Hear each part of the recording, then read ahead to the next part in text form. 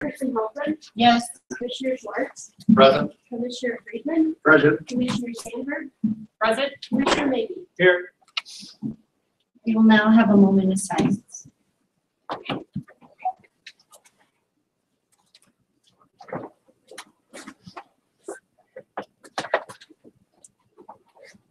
Please rise for the pledge.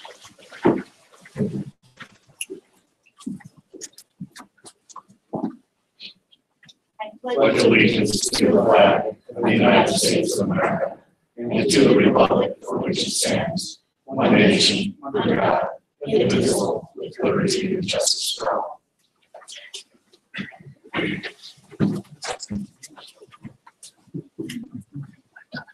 We will open with public comment. Please be reminded that public comment should not focus at this time on the issues that we will discuss later in the agenda, the ordinances and the scheduled public comment. Any public comment at this time? Start us off again. Don Platt, 229 South Yellowstone. Back a little bit, Lisa, so I can get this. What do you need, Don? Excuse me? What do you need? I would just want to adjust that and she could start the 4 minutes again. It was falling down. So first I want to say thanks to the city for the street sweeping. We've seen tickets being issued. I happen to notice some on calendar, so great job on that. Hopefully it's going to get expanded. People will get a message. We're going to get ticketed and get a street swept. So good job on that. The second one is another thanks to the city. I brought it to the city's attention that there were some obstructions in front of that really nice mural that's on the Civic Center. They were gone. So thanks to that, because on the historic bus tours, a lot of people want to stop and take pictures of it. And it wasn't very nice. And if anybody's interested, historic bus tours, 6:30 Friday and Saturday at the depot. You have a lot of fun. The last stop I want to go over is trailers, motorhomes, et cetera, et cetera. I've been up here before, doesn't seem to get resolved. Can't sweep. You know, people leave their trailers on there. That poor little street sweeper, he's like running a maze through there. But let's just look at some of the issues with it. One is dangerous. You see them, they park in intersections. You cannot get around an intersection with a 30-foot flat or 30-foot fifth wheel. I mean, it's dangerous. I think you've probably seen extension cords running across the sidewalk. I'm assuming people are living in them. Some of them overhead. That's another danger too. So, and last but not least is, I think it takes away from the charm and beauty of Livingston. I mean, wouldn't you all agree? So, anything we can do to get that resolved. So I want to read the ordinance on the trailers. Section 9-237. It shall be a civil offense for any owner or person in possession of a trailer or trailer house or motorhome to store or leave the same upon any street of the city more than 5 consecutive days. So what was the intent of that? Warren, what do you think the intent of that ordinance is? Or is? Wouldn't stay parked there. That seems reasonable. Well, here's what I was told. And this is from the Officer Hughes, whose, I think, primary role is code enforcement. Correct me if I'm wrong. He will now come and put a mark on the tire. He will come back 5 days later. If the mark has moved, they're not in violation of this ordinance. And he told me that that was the direction of the city manager and city attorney. Well, correct me if I'm wrong on that, Michael. To me, that seems like no spirit or intent of this ordinance is going to be solved by a little mark that a person can literally back that trailer up so that mark is now on the bottom of the road. He's not going to get ticketed. That trailer can stay there forever and never move. Just think about it. Someone comes and parks a trailer in front of your house. You'll never have to move it. get it corrected. I've got an easy solution at no cost to the city. It's just one suggestion. No overnight parking. Pick the time, 11 p.m. to 6 a.m. You can't park a trailer on the street. An officer doing his normal patrol sees a trailer, puts a ticket on it. It takes him 5 minutes to do that. The ticket will pay for his 5 minutes of time. So please take it up, get it changed. Thank you. Thank you, Don. That was a lot for 4 minutes. Any other public comment?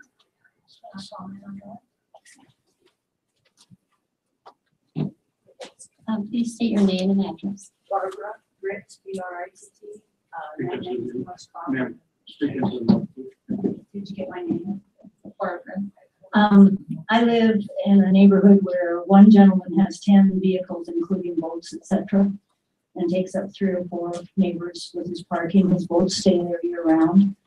Near our church, there's one gentleman that has 6 vehicles, and it's causing our church a lot of problems during funerals, etc., because the neighborhood's crowded with his vehicles.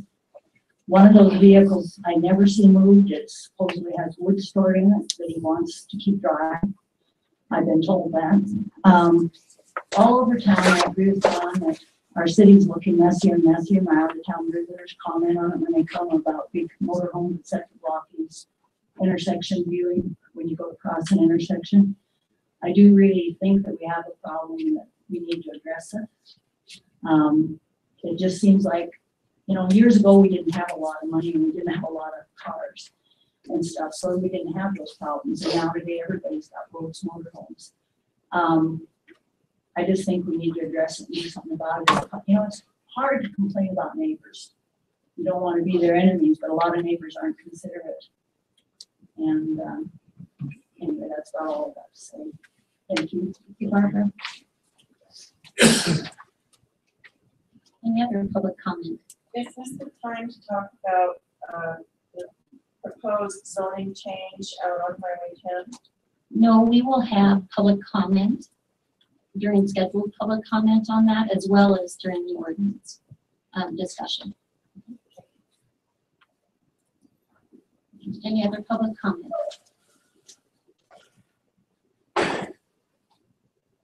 We will move on. Do I have a motion on our consent items A through E from the commission? Or do we need to pull any of the consent items for discussion? I'll make a motion to approve consent items A, B, C, D, and E. Second. We have a motion by Schwartz and a second by Friedman. Roll call, please. Chairperson Hoagland, Yes? Commissioner Schwartz, 4. Commissioner Friedman, 4. Commissioner Sanford, Or Commissioner Maybe. 4. motion passes. We have no proclamations tonight. We have 3 scheduled public comments. And then we have public hearings. And I stated that incorrectly earlier, that I call them public comments versus public hearings after the scheduled public comment, which is presentations from 3 different individuals. First on the scheduled public comments, we have Public Works Director Shannon Holmes coming up. He will give us an update on the downtown streets project. Good evening. I'm here tonight to speak on behalf of the downtown project, and I'm happy to say that everything is going very well. I'm sure a lot of you have been down there to see that with your own eyes, but for those that have not, I'd like to give you a little overview of what all has been accomplished down there. So to date, all the water, sewer, storm drain, and streetlight underground work has been installed. All the curb and gutters on Calendar Street and sidewalks on Calendar Street have been poured with ADA ramps at 2nd and Main Street and tying into the existing ones at East Street. Earlier this week, yesterday, as a matter of fact, all the curb and gutter was completed on Main and Lewis Street, and sidewalk is continuing on Lewis and Main as we speak. So very happy. Our weekly meetings are going very well. very little complaints about accesses to businesses. Matter of fact, the contractor has done a really good job about splitting the entrances and pouring sidewalk on one half of the entrance one day and then waiting for that to set up and be walkable and pouring the other half the following day. So going very, very well. There are exciting plans next week for the paving crew to show up.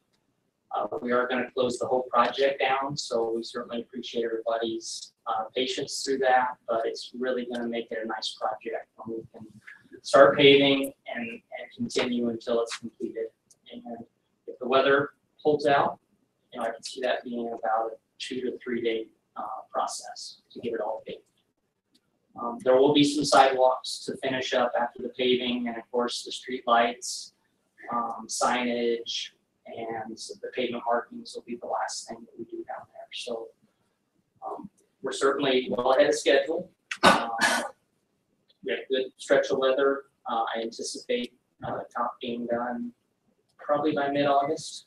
We'll probably do a final inspection and generate a punch list, and I would say by the end of August, all the work will be complete, and we'll be able to turn everything back to the downtown business. So, as of today, we're about 75% complete. Pay applications, we're sitting at about 60%, but July is going to be a big month with all the concrete and asphalt and work going on. So looking really good budget-wise. TDMH has kind of done a monthly analysis for us, and although we had the change order at the beginning of the project, when it comes to actually contract items with quantities, we're under budget by almost $80,000. So that's a great news for a project in the downtown channel business presented. So certainly want to thank COP. Their crew has been really, really good. I've just received a lot of compliments from anybody associated with the project downtown. Their subcontractors, primarily the concrete crews, have done a really good job as well. TDMH has done a great job, and certainly I couldn't do my job without Matt. Matt basically lives down there on this project, and because of the effort that he's been able to do with coordination between property owners, business owners, and the contractor, things have just gone very smoothly. So we would love to continue that positive vibe that we have with the downtown project on, and keep the same team if at all possible for next year's project. So I'd be happy to answer any questions you might have. I have one question. Sure. So when they're laying the asphalt down, Yes, you won't close the sidewalks at that time? the sidewalks will be open. Yes. Yes. I noticed on the south side of Calendar between Main and B, the lack of storm drains on the corners like everywhere else. And I was just curious if there was a reason there were less storm drains on that side of the street compared to, I think, we had one in the corner on the other blocks and then another one close to the alley. And at one point there were none. It looks like they went back in and cut one in towards the alley, but there's still not one on the corner. And I was just curious if there was a reason for that. I actually had a property owner ask me that question as well. So there should be an inlet at the intersection of Calendar and B. We have two separate storm drain systems So on at the that south side? interface. There should be, yes, on the southwest corner. Mhm. That is part of the same storm drain system that feeds the underpass. Southwest and not southeast. Yes. So it would be in front of the insurance. Calendar B would be. Oh, sorry, Calendar B. I was thinking, so there's nothing then at the corner there in front of the front garden is where it seems we have inlets at every corner except that one. So the way the curb was designed, that's not a standard. We don't have a standard location for curb inlets. So in order to meet the ADA at the intersections and at all the entrances to the businesses, the curb line is designed to drain water to the nearest curb. So Right, I get that. it seems we have an inlet at every corner but that one, I guess is what I'm saying. I would say, Matt, it would probably There be is one draining in that that block. corner that's kind of beneath the 2% slopes with the entrance system businesses and all that sort of stuff. So it just flows, that's the high point right there at the corner, and it flows down to both streets. And that's just a function of elevations of the road and then the access, the entrance system businesses right there. Okay, I just had a property owner concern because it was his building. Rubber. Yeah. So, all right, so I'm not losing my mind, it really is kind of the only corner that doesn't have one then. I think across the entrance, there might not be one either. But yeah, it should flow well to. Okay. Thank you, that was just the question, so. Mr. Sandberg, I think the photo actually is a good illustration that we have inlets certainly placed in areas where the curb line can be draining. So this one that you see in the photo in the bottom right is mid-block between the alley and the intersection on Calendar. Yep, that's in front of Bailey and Brown, right? Yeah, that gets a lot of water. And then, yeah, so, and then as far as, no complaints, just questions. People, the way they poured the concrete in the sections with the lines, is that, folks were just asking me, is that for drainage as well? Is there a reason they didn't pour it in larger chunks solid? There's an interesting story behind that. So that pattern was actually voted on and approved by the downtown design committee. So that's, we are just following the same template that we did on the 100 block of Main. So you have the 2 foot, 5 foot, and then a 5 foot into the door. Okay. That answers that question too, thank you. Any other questions, commissioners? Good job. Questions? Excited, and if anybody wants to give Matt or I a call or Mike, I would be happy to walk you and show you the project. And hopefully here in another month, we can tell you that it's all complete and everybody's back in business. One way. Thank you. Next, we have scheduled public comment. Scott, I always say your last name incorrect. Euchre. And Brian Vale from A2S with update regarding Livingston water reclamation facility. Thank you. We have a PowerPoint presentation we want to use to guide the discussion. We're going to kind of tag team this. A lot of times we're coming in here with either engineering or construction activities that we think are either interesting or awesome or some story that we're working on. And we realize most of the time what you all are most concerned about is total project cost. That's been clear. And so we want to spend about the first quarter or third of this presentation on the project budget, give you an update and kind of a big overview where it sits. So Brian's going to do that. Brian is project engineer on it, lives and breathes the budget and the contractor's pay apps and updates on where we sit in terms of the overall project. Next slide.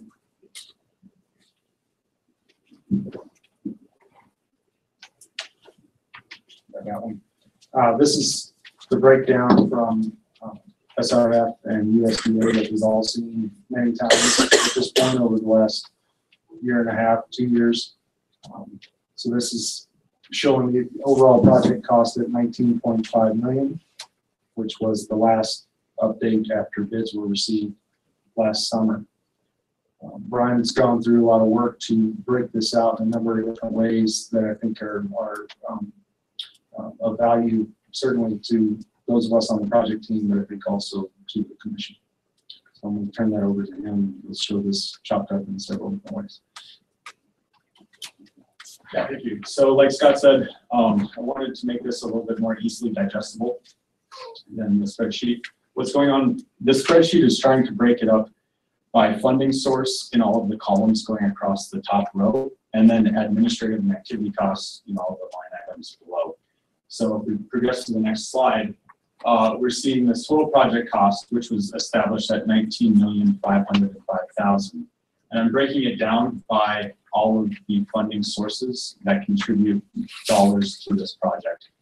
Any of the dollars highlighted in green are grant sources that the city of Livingston is not having to pay back. So all of that grant dollars totals up to $2,865,000. And I wanted to, progressing to the next screen, I also want to highlight what these loan reserves are. This is captured in that spreadsheet as a project cost, but the loan reserves are really a city asset that get held within a bank account that the city can bear interest from in accordance with the regulations from the SRF funding guidelines. So there's potential for a small source of revenue from that, but it's intended so that if the city can't make any payments from, say, low revenue generating year, then the city would put into these loan reserves. But if you don't use them, you can use them to pay off the last year of your loan's life to pay off that loan 1 year in advance. So that's not a cost that the city has to pay back with its own revenue either.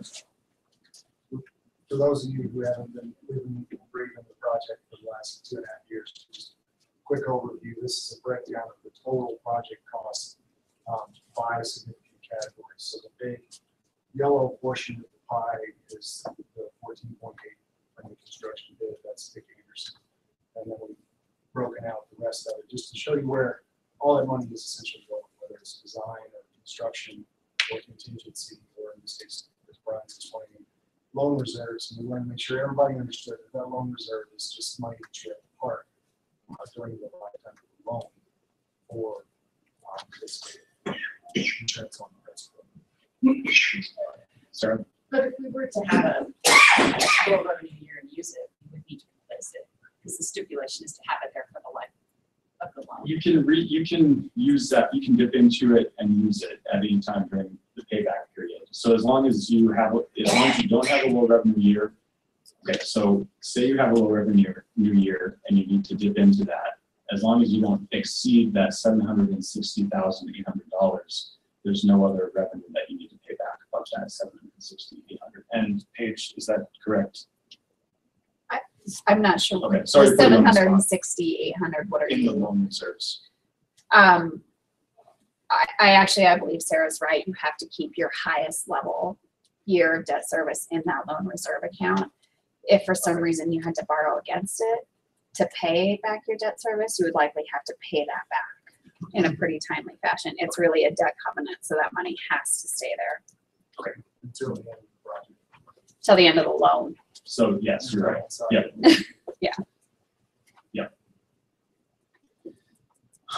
But trying to stay optimistic and hoping that doesn't happen, if we add that $760,000 to the $2.865 million in grant money, progressing to the next slide, the total amount of money that the city is paying back with city revenue is 15. And again, look at all of this administrative and activity costs. There is just under $1 million in contingency, which is budgeted to get us through any unforeseen problems or other construction-related activity through the construction phase of this project. So I broke that out into a separate pie chart. This is that total contingency cost of $985,608, and that is funded in 47% in part with an SRF loan and 53% with USDA RD grant money. And what's interesting and great news for the city is that the SRF and USDA have agreed to fund any of the expenses that we pull out of this contingency fund on a 50-50% basis. So the city of Livingston is paying 50% on every dollar it approves for spending from this contingency fund. And to date, we've spent $387,346 of that contingency. And those remaining pieces show that we've got over $327,000 left in USDA grant money and $270,000 left in SRF loan that comprise that contingency fund. This is a very unusual way of setting up a project. So we just want to make sure that the commission and everybody's aware of how it's set up so that we make decisions moving forward, knowing where the money comes from, where the contingency money comes from. So how does the funding, so is the contingency amount, after you decide? Yeah, so if we spend, so based on the SRF loan, are you saying that 47% of that contingency is the loan, or 47% of spending 464 we get reimbursed again? It's all in the same pool of money. So we already have money. You have money set aside, and when we run into either a unforeseen condition or run into a condition where the city might realize they wanted something that wasn't in the original project as a budget, then you can go forward to the funding agencies and say, we have a proposed change order, it's $50,000. If they agree with the change, then this is the breakout of the money that it pays for that. So there's no additional funding, it's just not contingency budget. Yeah. Right. Kind of a 50-50 split, which usually the way they set it up when USDA grant money is involved is you have to spend all of this first, and then you get to this. And so it's kind of a barrier or discouragement. I've never seen a project set up, and Paige was the one that straightened this out for us, Paige and Shannon. But in this case, it's a 50-50 split. We have to USDA verify that. And they said, yes, it is. And yes, you're right. We usually do that. But that's the case here. So just the remainder of the project, we all should be aware that this is the breakout when we consider changes.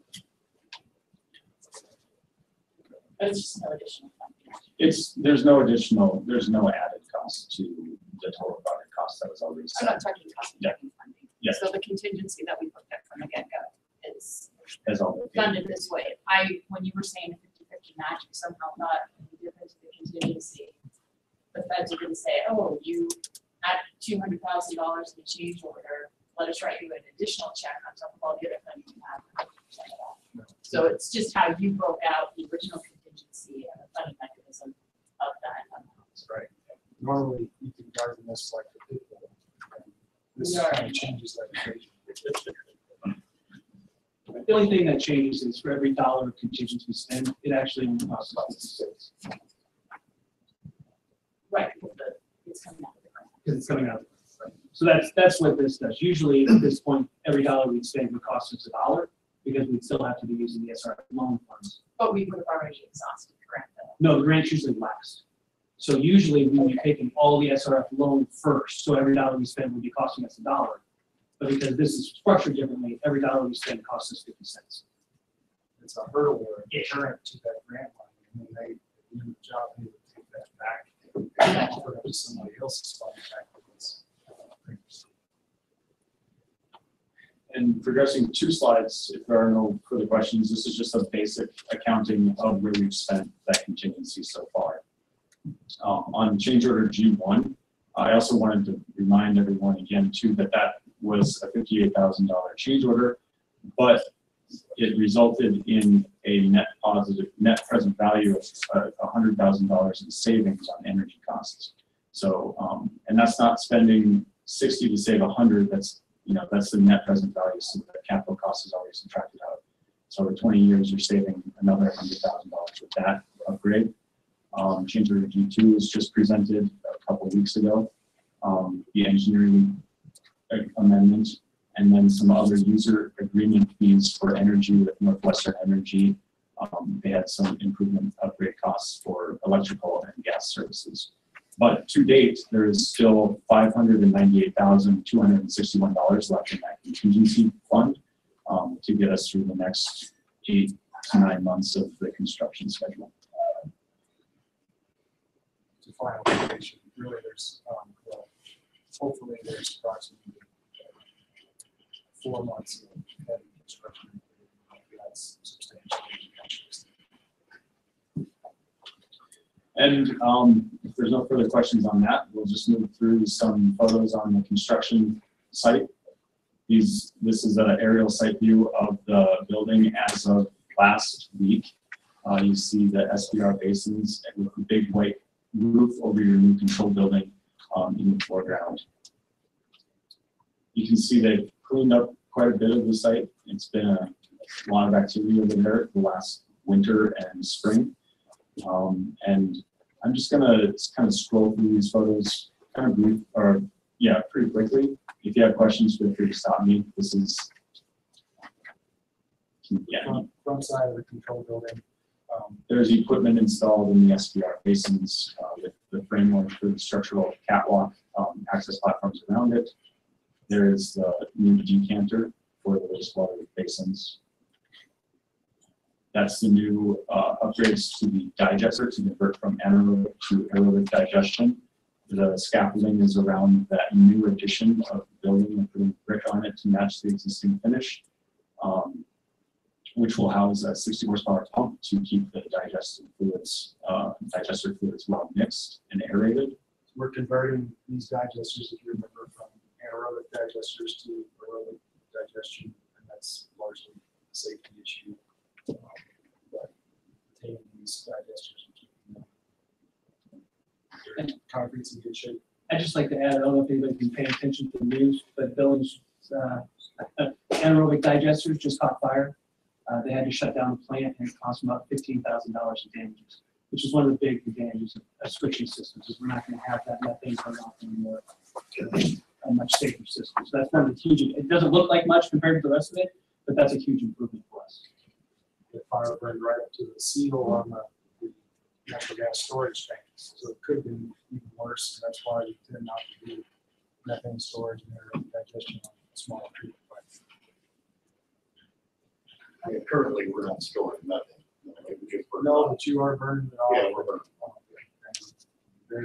There are accidents and just gas risks. So here's a shot straight down into that digester. It's the header, which will be a combination of both air and fluids being shot through that header to keep it all well aerated and mixed for your digestion process. Here's siding and insulation going on the exterior walls of the SBR basins. The insulation was added for wintertime performance to keep in as much heat to maintain the metabolic activity of the biology inside the basins as possible.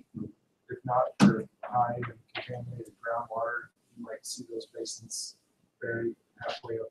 But in this case, we kept them at keep in mind, essentially. So putting some insulation inside helps couple of DC, which actually does matter when it comes to nitrogen. So that was a good alternative. Sense.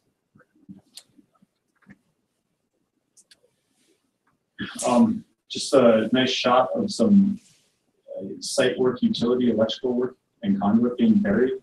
It's nice to have this technology in view to see so that we can help make the record drawings as useful as possible for the next go around. This is the UV building without any lid on it yet. The equipment has been installed. There's your old UV, which was outdoors and undersized. So we're replacing that. Big Anderson built this building over the top of your old foreign contact basin. Take the foreign contact offline, put in temporary disinfection. This basically with those UV lamps indoors for 40 years. There's just a nice shot of the Yellowstone. And here's some equipment going in. You've got your makeup air units, your emergency generator to power the plant during power outages. That's a 1,000 kilowatt generator with a 1,000-gallon diesel tank underneath of it. That white box is the integrally geared turbo blower, 2 of the 4 that were approved in that change order G1 with the higher efficiency. And then on the left side of the screen is the piping gallery in the control building with access ladders being constructed up to that operations level. Some electrical equipment being installed as well as on the left you see the UV disinfection equipment and the UV channel level control gear being installed at the end of that channel. Like Scott was saying, with the replacing of the chlorine contact basin, we needed a way of providing supplementary disinfection during the summer season.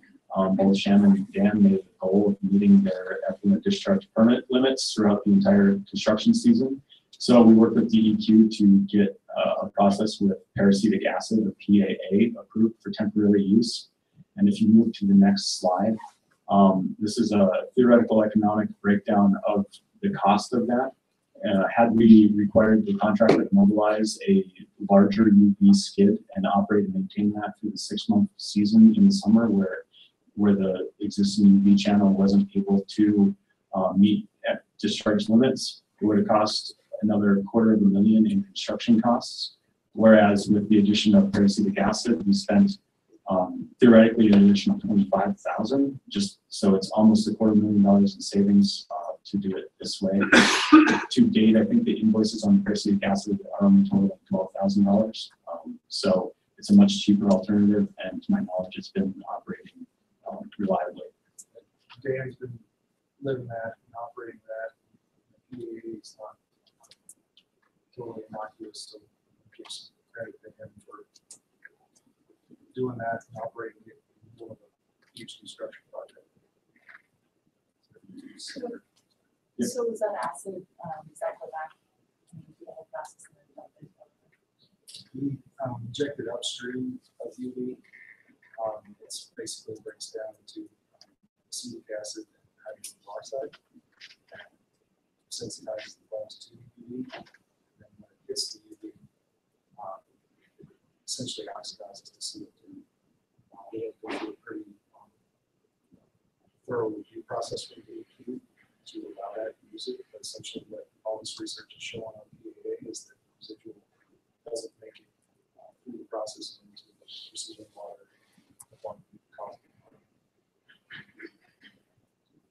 But since it's not a standard method, there must be some sort of caution. Absolutely. And it's not something that's extremely mixed vinegar and hydrogen peroxide in your own home and that formed up in a tank full of fish either, but by the time it goes through the UV process, it does its disinfection. And Dan's only injecting about 2 milligrams per liter, or 2 parts per million. So we're talking a very low dose that doesn't make it through too quick. And it is peracetic acid is used as a primary disinfectant in other countries in the world. Canada uses it. A lot of European countries use it, and it's gaining more popularity as a primary disinfectant in the United States as well. Currently, I think there's 11 or 12 states that use it as a disinfectant in water treatment processes. But it's also commonly used in other industrial food processing. I've talked to people in the Gallatin Valley and Livingston that look at breweries that will use it in their kitchen and brewing area facility for disinfection. And it's approved for direct contact onto food for disinfection, like apple harvesting and stuff like that. So, yeah. Yeah. Fun fact. Yeah. This is a new controller for your composting process. Essentially, that gear up in those recently, the product line is not being supported by ECS. There's a brand of those composters. So this is a new controller that is likely going to come before you want to change order, just basically to include this cost to the city and roll it up into the project part of the mechanisms. Construction, drill holes through the wall, run the conduit, and tie it into the solid processing program. This section is just kind of prepping you for what you're likely to see in the future. Similar to that ECS control panel, we wanted to add communication capability to the existing Hoover screw press. This dewatering building was never really touched as part of design, and just to get controls and observation in the control room, we're adding one Ethernet control wire to this control panel to bring that also onto the SCADA system for operators' control and observation in the control room. The headworks in your headworks system, it's been discussed that we could potentially change out some of this piping. It's It's a proprietary it's not a commonly used material, and hard for Dan and the rest of the operators to do any service on. He needs to call a special service guy that's trained or knows how to get the supply of these types of pipe. It's called aquatherm green piping, I think. And we're investigating ways to make that operation easier for Dan to self-perform, so you don't have to mobilize a full contractor if that distribution piping needs work. Basically, maybe replace this with all Schedule E that you can get locally, that Dan, his guys could repair if needed. Get rid of this very proprietary molded special stuff. That they can't really work on that. So these are some of these decisions that you start to make as you get toward the end of the project. Look at that contingency that's remaining. If you're confident that that's going to get you through construction, and then you start to look at some of these things. That's something you can take care of and provide more value to the project that you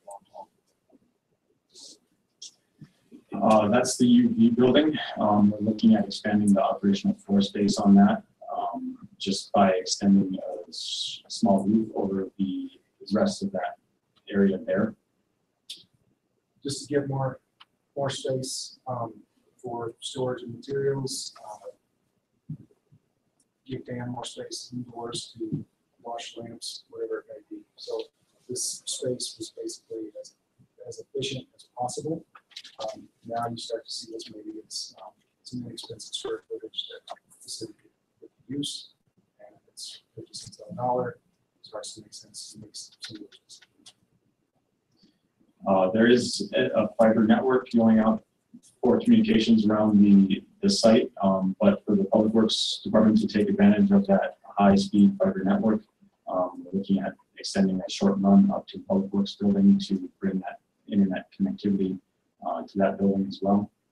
And during construction late this spring, during work in the dewatering building, which is highlighted in purple, the existing electric unit heaters and radiant gas-fired unit heaters both basically reached the end of their usable life, and they were unable to turn them back on. We did a lot of investigation to make sure that it was truly the end of their usable life and not just something that was caused by careless construction activity. And upgrading the HVAC system in the dewatering building is a complex scenario because it's a classified space by fire code. So the HVAC system has to be sized appropriately to prevent any explosion and increase safety in that area because of its environmental susceptibility to accumulation of combustible gases and other like methane and H2S. Essentially, the codes have changed since that building was constructed, and now the National Fire Protection Association calls that classified space because it does have biosolids in it, gas, H2S, and methane, explosive and flammables. So if you touch it, you have to bring it back up to code. So replacing in kind is not really an option either because the existing unit heaters in that building are not up to that code. But now anything we replace in there and designed for it needs to follow that safety standard. With SBR, we're looking at SBR startup in August, and then as of change order G2, substantial completion is slated for mid-January 2019, with readiness for final payment in February of 2019. And the construction, that line of, you've seen this progress chart before. We're showing that we're roughly 68% complete with total project progress. And the remaining blue is activity yet to be completed. So that's the conclusion of my presentation. If you have any questions. Lisa, could you go back to the last slide? I was thinking. So are we behind a little bit according to the planned triangle? Yeah. There's a lot of construction activity, but so it's slightly behind the original project schedule that they sent us. But they still feel there's plenty of time to make up that construction activity from now until January 360.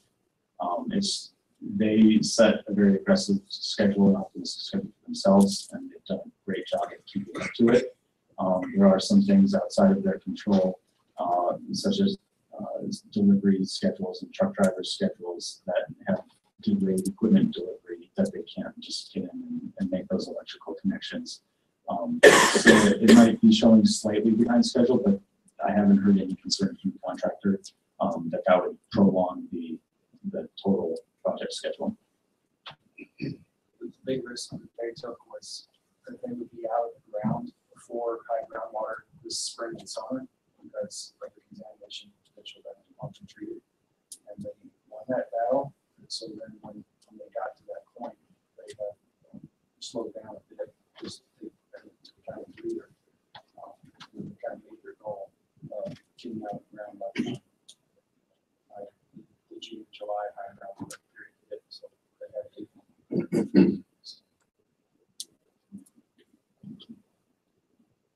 And we wanted to take the opportunity to invite you guys down again for another site tour, if that will work for your schedule. I don't know, in the next month, if we're available to stop down. We can maybe Friday afternoon or something that works with anybody's schedule. We have it planned at the end of the meeting or as an action item to discuss that day. Sounds good. Thanks. Thank you. Next scheduled public comment is Katie Weaver from MSU Extension with Economic and Community Development Update. Good evening. Thanks for the opportunity to be here. Before I dive in, I actually found a typo this morning in my report as I was putting it together. I wish I could offer you a return of $6,900 on every $1 invested in this partnership. Messed up with a $ and a percentage sign there. So I printed some accurate ones, if you guys would like those. So I would probably be in a different profession if that was a return I could deliver. But I'm not, and still happy to be here in my position as the Economic and Community Development Extension Agent, here presenting my annual report for 2017. Wanted to thank you again for the continued support of the partnership with MSU Extension and Park County. This is a report of year 4 work, and so what's exciting about it is you start to see some of the returns off of those projects that take a lot more time and investment and energy and resources to see come to fruition. I know you have a big agenda tonight, so I'm going to just kind of breeze through this, hit on some real high points that are specific to work that's going on in Livingston, and then open it up to questions. Starting really around the area of business development, and this is retention, expansion, creation, and attraction. I played a role in writing or supporting grants. In 2017, that returned about $340,000. These are in areas of job creation, some infrastructure redevelopment, and training. Those dollars leveraged an additional $880,000 for a total investment of $1.2 million in 8 projects. 6 of those of which are in the city limits. I spend a lot of time doing one-on-one consulting. As you see there, there's a lot of tire kickers folks who know that our office is a resource to come in and just pose questions. Met with 141 folks last year. 12 of those were startups. We had some business expansion efforts and a handful of folks who were looking at relocating to Livingston. Return on jobs created and retained in 2017 were 21 created and 34 retained, and the estimated wages of those jobs were $2.2 million. So those numbers are together are what you're seeing as the return on investment there. For that $1 invested is a return of 69. Workforce development is also a significant area of work for me. A lot of businesses I work for That's one of the, well, it used to be one of the first things they talk about. Now it's finding housing for their workers. But there's still a lot of challenges around workforce development. And has spent a lot of time in there in training and connecting and doing some alignment with K through 12 and higher education in our business industry, our business and industries. Worked with 213 people specific to workforce development in 2017.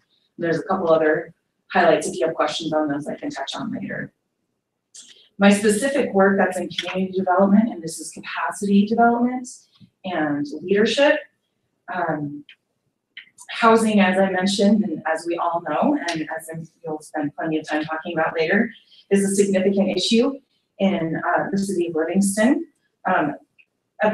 For just about 3 years now, I've been supporting which is now the Blue Bunch Flats housing project. As you know, they were awarded nearly $6 million in low-income housing tax credits in 2017.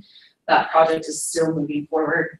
I played a role in really helping identify housing as a potential reuse of that building, and also as the grants went forward, ensuring they had a lot of local support and getting folks to Helena to give testimony in support of that project.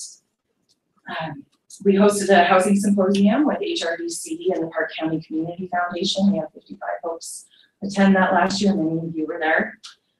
And really what's come out of that has been in a formation, and we had a meeting this morning of a housing group, and that's still kind of really working to figure out what is our purpose, where do we go, how do we find spots where we can make an inroads and an impact in housing in our community.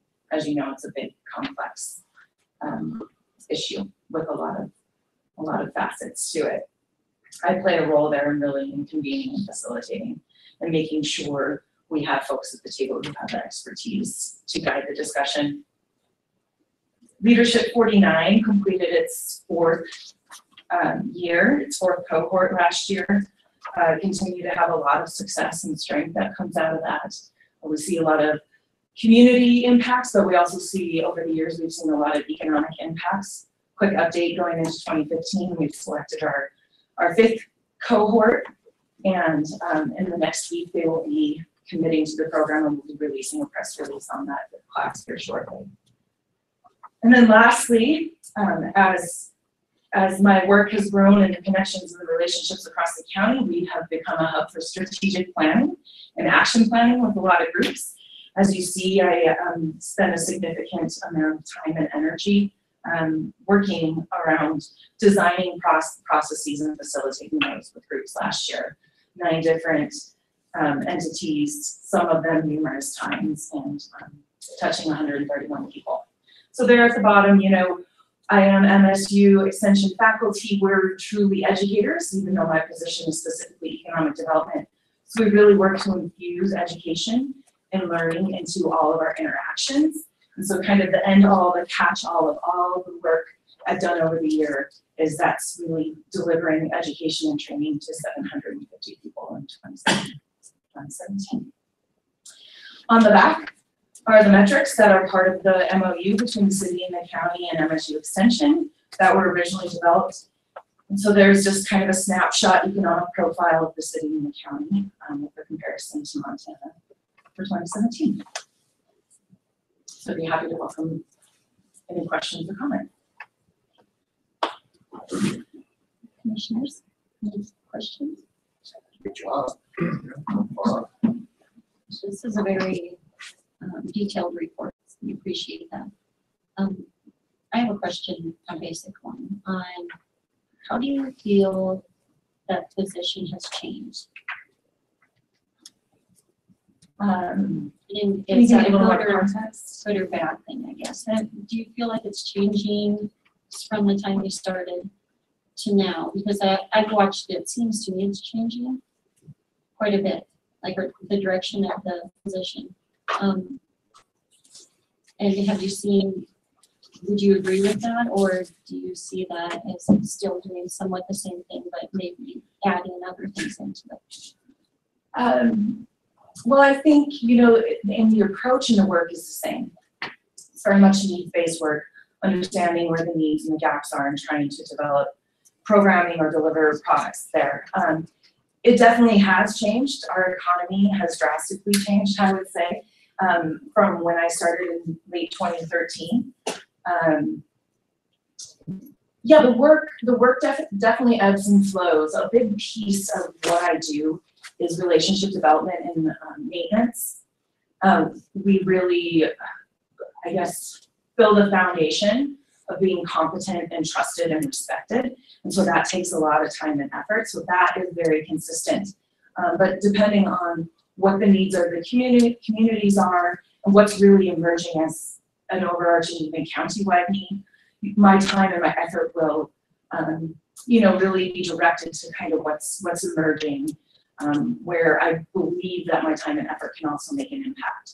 So, I was spending, I didn't really work on housing at all for a year or two. And then, we've been working in Gardner for almost 4 years. We really didn't start working on housing until about a year and a half ago in Livingston. My leadership development's been real consistent. The folks who walk in the door, who are business folks, their needs have definitely changed. As I grow the tools and skills in my toolbox, you see projects emerge. We had the redevelopment symposium 2 years ago, and that really kicked off a lot of activity and folks wanting to understand what tools exist that will help me redevelop projects. Brownfields, for example, being one of those. I'm not sure if that's exactly answering your question, but it's every day of my job is pretty dynamic. I've noticed the change in strategic planning coming to the forefront a little bit more in the position. It seems to me, where you're working with others, thinking down the road. And now you're actually stating it too. Well, I think that's really a product of folks seeing me as a resource that can help them. And that took some time in doing. But yeah, I would definitely agree with you on that. We try to help folks be a little more strategic about how and where they do their work and who they work with. Yeah. Any other questions? Great, thank you for your time.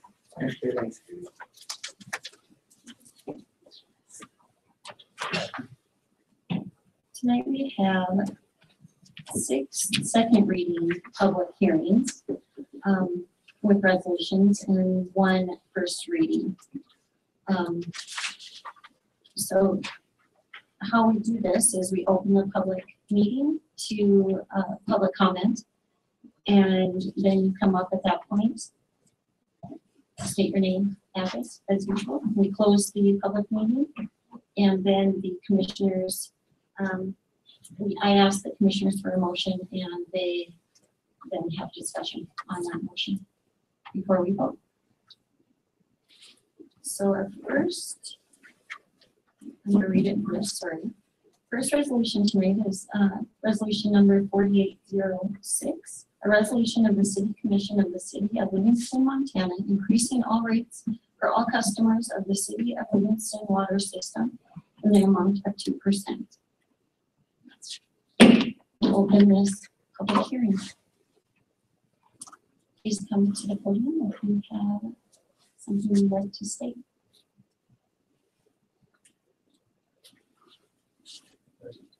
Letter 229 South Yellowstone. I missed the last thing, so I don't know if this was covered. But what can we expect with the 2% increase? A different quality of service, anything like that? Mr. Pardews? Thank you, Madam Chair. So the increase is driven mostly by the downtown street project, the increased water needs, water installation there. The costs were much higher in this project than we anticipated. In fact, we canceled 2 other projects this year to make up for the cost of the downtown streets project.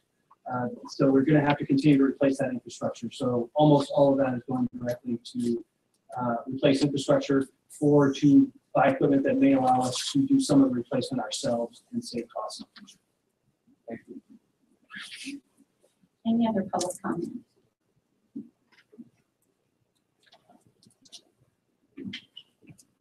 Last call. This public hearing is closed. Do I have a motion from the commission on resolution number 4806? Yeah, Madam Chair, I make a motion to pass resolution 4806. Second. I'll second that. We have a motion by Friedman, and I won't say that yet. Do you have any discussion before we vote?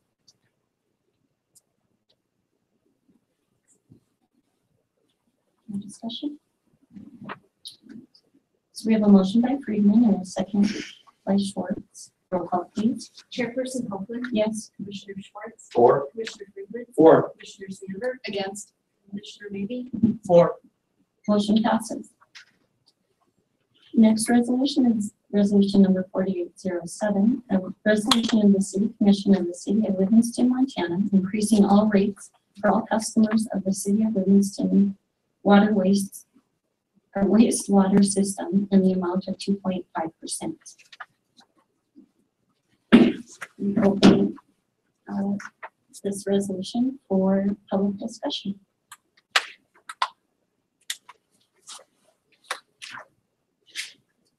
Same question. Yes. So the increases in the sewer or wastewater system this year are actually all a result of USDA requirements for the loan that we took for the wastewater plant upgrade. They require a certain level of debt service and fees that have to come in every year for them to maintain the loan. The actual fund itself doesn't require any more funding, but the USDA requires us to maintain a certain fee structure so that they can maintain their low interest $5 million loan. Any other public comment on resolution number 4807? This public hearing is closed. Do I have a motion from the commission on resolution number 4807? Yes, Madam Chair, I make a motion to approve resolution number 4807. Second. Motion by Schwartz and a second by Friedman. Do we have any discussion before we vote?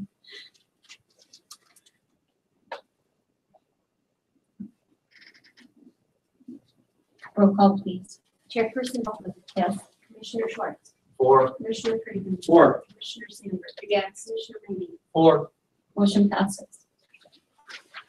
Our next resolution tonight is resolution number 4808, a resolution of the City Commission of the City of Livingston, Montana, levying 100% of the cost for street maintenance and improvements, District Number 1, for fiscal year 2018 to 2019, and assessing all properties within the district. I open this public hearing on resolution number 4808. Any public comment?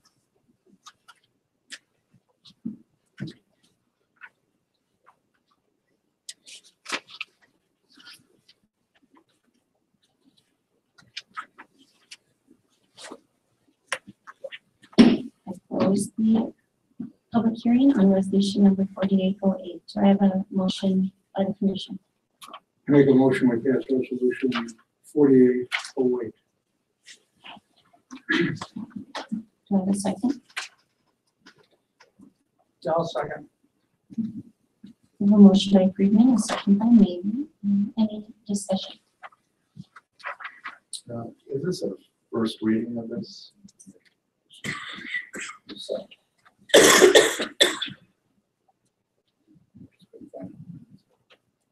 It's not that. Second. Oh, okay. So just to clarify for the public, the first, or this resolution 4808 is for street maintenance, where the next one is for lighting. So they're just a different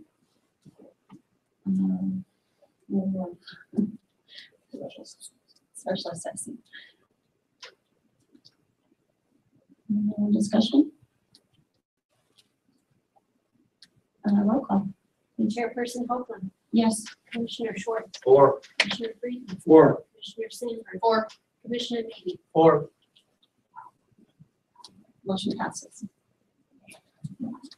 Next, we have resolution number 4809, a resolution of the City Commission of the City of Livingston, Montana, estimating the cost of maintaining lights and supplying electrical current to Special Improvement Lighting District number 20 in the amount of $79,200 for fiscal year 2018 to 2019, and levying and assessing 100% of the estimated costs against every parcel of property within said district for that part of the cost which is accessible area, which its accessible area bears to the accessible area of the district. I open this public hearing on resolution number 4809. Comments?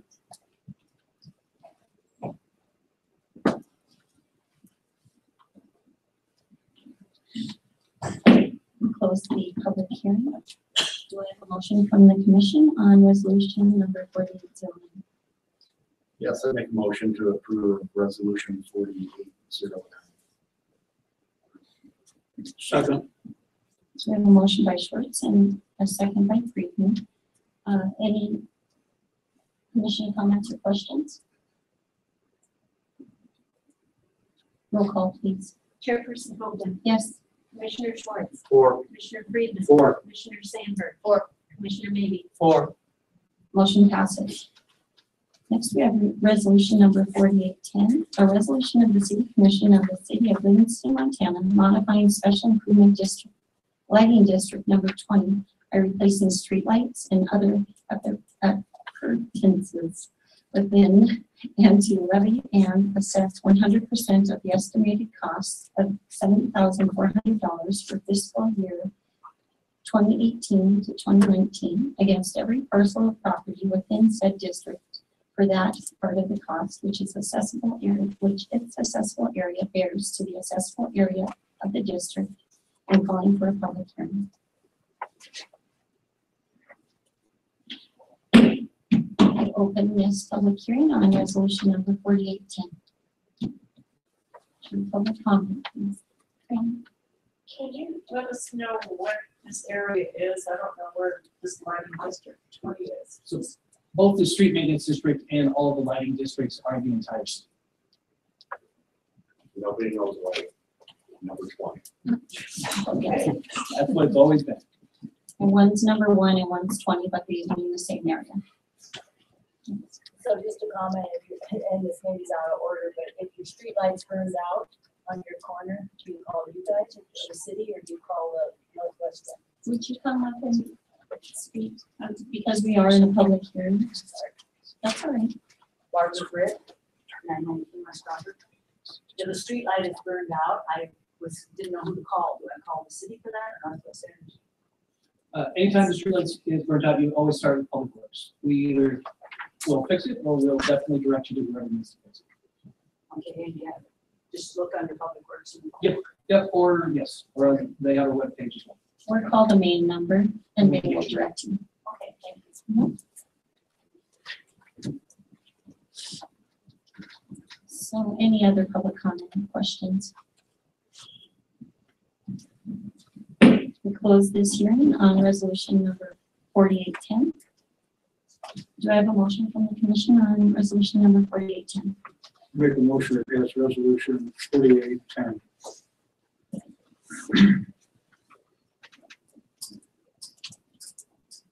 Okay, I'll second that resolution 4810. So we have a motion by Friedman and a second by Schwartz. Do we have any commissioner questions or comments?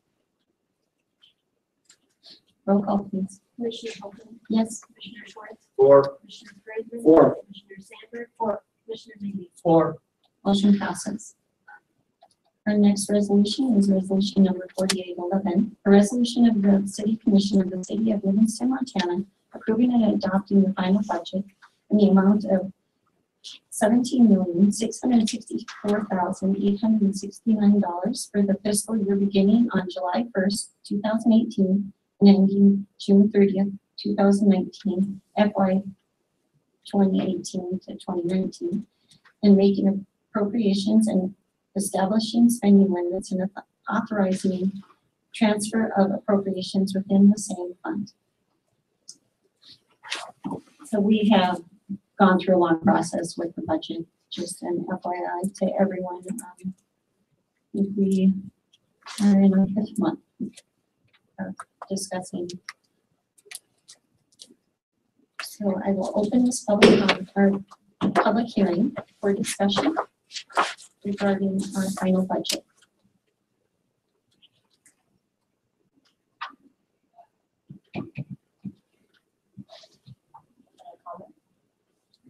To the podium. I'm not real familiar with all this, and I just wondered if, how much is the budget increased from last year? The proposed budget. Do you have a percentage off the top of your head, Kate? I don't. Was It was within 17 million, that 17 million to $18 million frame last year as well. So it's not much different. it's within plus or minus 500,000 of last year. I think it's about a 2.5% increase. I think was the number that, I don't remember exactly. I have the budget in front of me, but I'm not sure if you want to start to it.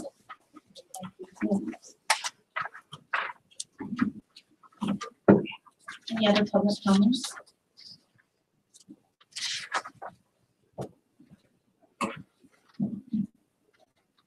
Close this public hearing on resolution number 4810. Do I have a motion on resolution 4810? 11. I'm sorry. Thank you. I'll make a motion to approve resolution 4811. I'll second. Go ahead. I'll second. We have a motion by Schwartz and a second by Maybe. Any final discussion by the commission?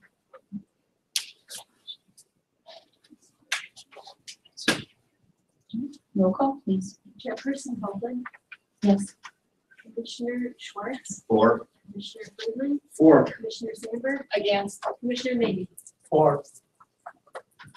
Motion passes.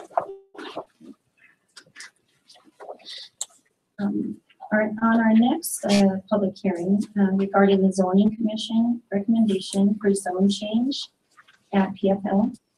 This is the first hearing. We will start with public comment. Sorry, restating that. We will start with a presentation by the developer or the applicant. And from there, you can ask your questions to them as well as to the city manager and the commission.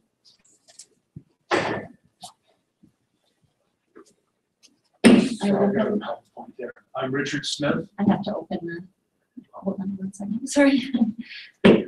I open this public hearing regarding the zoning commission's recommendation. Welcome.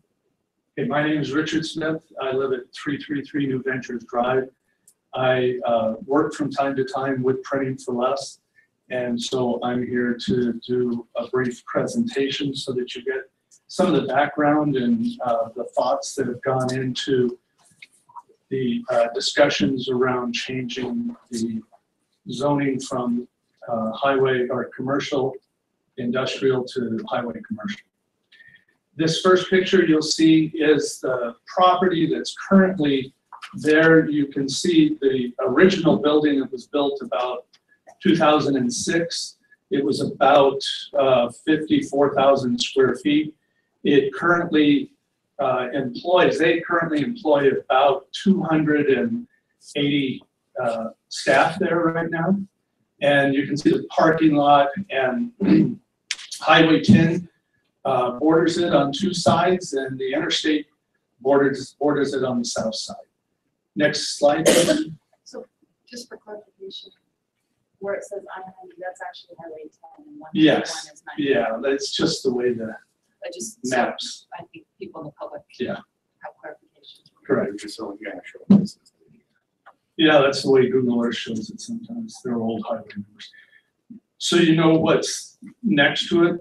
We have to the right, the Yellowstone truck stop, and all the stuff down below is a junkyard there. And then the highway, and to the left is a piece of property that's been sale for a number of years. It's about 15 acres, and it's currently zoned what we're asking for, the highway commercial. Next slide. A little bit of the background, just so that everybody's up to speed, because I know commission changes over time. Like I said, the original facility was about 50,000 square feet. It was designed for sales, printing, shipping of their products all over the world. Over that, when we were there trying to decide on where to buy and where to develop, because Printing for Less was all over town, we worked with the city and set up a tax increment finance district for the extension of the sewer and water infrastructure to, and thereby annex the property to the city. The concept then, and still is that that extension would allow other properties to hook up, which in turn would create more additional tax revenue for the city. As we've moved forward, we found the defined zoning that we all agreed to at the time is limiting some of the interested parties, because as we've developed, the whole concept of mixed-use developments all over the nation have really sprung up and found a lot of support, which means a lot of commercial or tech parks like this include housing, which our current zoning doesn't allow for that housing. We've continued, Printing for Less has continued to evolve, and they do more shipping and distribution of products of a lot of their different clients.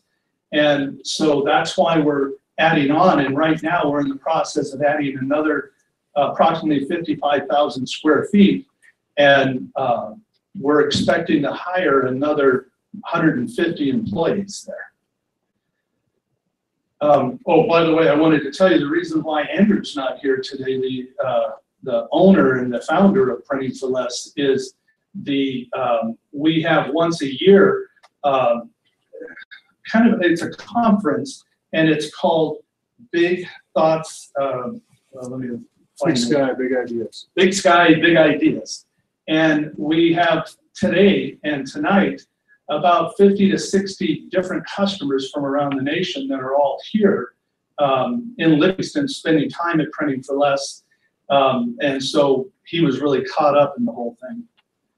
So moving forward, we hope to develop a mixed-use type campus that allows employees to live, work, and play in a very similar location, so that they can walk back and forth, utilize the trail system. We have quite a wetland area out there, and we want to try to utilize a lot of that.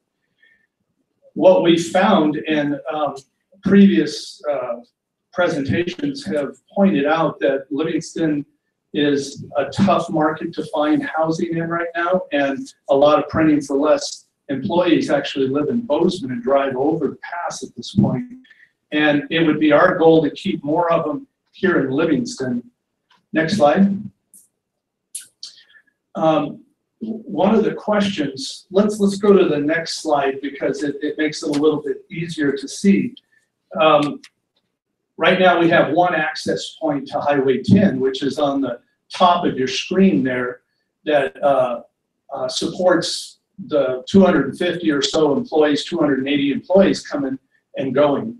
As we look at the traffic flow, and as we look at the possibility of developing more of this land, we're going to have to find another location for access. And we're going to have to work with the State Highway Department to determine where that would be. And we're hoping that would give us a second access and perhaps a light there that would slow down the traffic right on that corner. Zoning right now, like I said, it's light industrial, and we're looking for highway commercial, and that would allow us to put some housing there as a mixed-use development. The topography, you can see, just for everybody to understand, the prevailing wind comes from the west, really kind of hammers the building. We have wind in Livingston, most people know that. And we have drainage right in the middle that comes down. The white portion that's right adjacent to the existing building is where we're building right now, the additional 55,000 square feet. To the south, there's a ridge line there, and the views really are to the south and southwest, or southeast there. Next slide. As we move forward, the zoning board or commission asked, because the initial submittal didn't have anything like this, they wanted some kind of a conceptual idea. So we hired a engineering and land use planning company to come up with some concepts. And this is what everybody seemed to like the most. Now, I want to remind you, this is just, they asked us for a concept, so we brought a concept for them to consider and give us input as we move forward.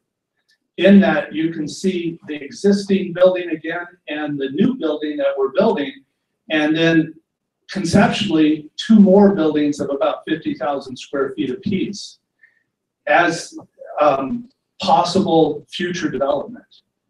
That's where we're kind of thinking printing for less will finish building there. And so as we started developing the other concepts, we tried to determine what would work best for what type of product. Next slide. So on the current access, the concept is the possibility of a hotel footprint and a sit-down restaurant. Next slide. And another secondary access, we're thinking somewhere in here, but we're thinking of the possibility of a gas station or, you know, a town pump or something like that in a fast food. Next. And then to the south, we're hoping to see, about 80 residential units, and we're thinking more townhouses. And we do have a little interest from one developer that might come in and build all this, and they would be, at this point, we're thinking for sale townhouses that hopefully employees would buy, but it wouldn't be limited to just employees. And you'll see the green dotted lines are footpaths that would go through the wetland and up around the site and come back here. Next slide. Again, you know, we had to come up with something for them to understand roughly what we're thinking about, but this is a concept of some townhouses. Next slide. So the bottom line is really, right now, our zoning is light industrial, and it's defined in the code as a district intended to accommodate all types of light industry, including those defined as light manufacturing as well as business and professional offices, but does not include housing. Highway commercial is a district intended to provide areas for residential structures, commercial, and service enterprises which serve the needs of tourists, travelers, recreationalists, or general travel public. Areas designated as highway commercial should be located in the vicinity of freeway interchanges, intersections, on limited access highways, or adjacent to primary and secondary highways. We kind of fit into all that because we've got highway and interchange or interstate on 3 sides of us. Next slide. So if you look at the city zoning map right now, you can see all the different classifications, and the light blue is the highway commercial, and you can see we've got it along Park and down south of the interstate. And the piece of property right across the highway from us is light blue, which is the highway commercial. We're currently light industrial, which is the dark blue that you can see right at that interchange on the right. Next slide, yes. And so one person in some of the testimony in the past was concerned about a mega truck stop going in, and I just thought I would point out the 15 acres across the road from us has been for sale for many years, and it already has the zoning that we're asking for and no large truck stop has ever gone in there or had any desire, and that's not our intent. We're trying to create more of a mixed-use development that includes some housing.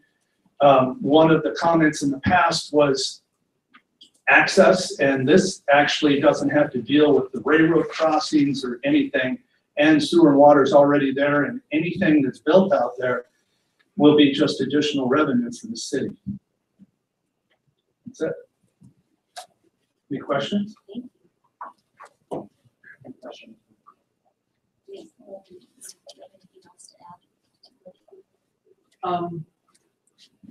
I think it might be useful if I did the staff presentation at the beginning of the ordinance, so we know the public comments first, and if there's questions, we can address them. Do you want our questions to read? We have the easiest.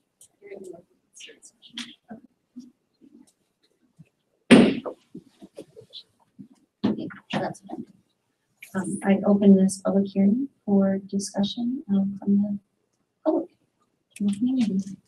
Please, I don't know if I stated this before, I don't think I did, you need to sign in and state your name and address. I forgot to tell you to sign in earlier if you come up to speak. But you only need to sign in once, so if you have been up and signed in, you're done. Do you want me to sign in too? No, you're okay. Yes. Please come up. Want me to sign in first? Sure.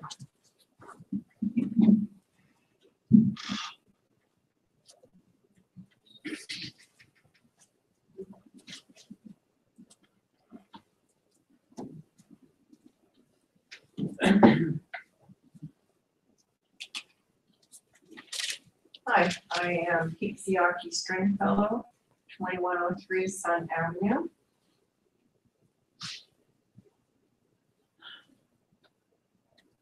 I want to address the changes I see in wildlife just from the building that's been going on.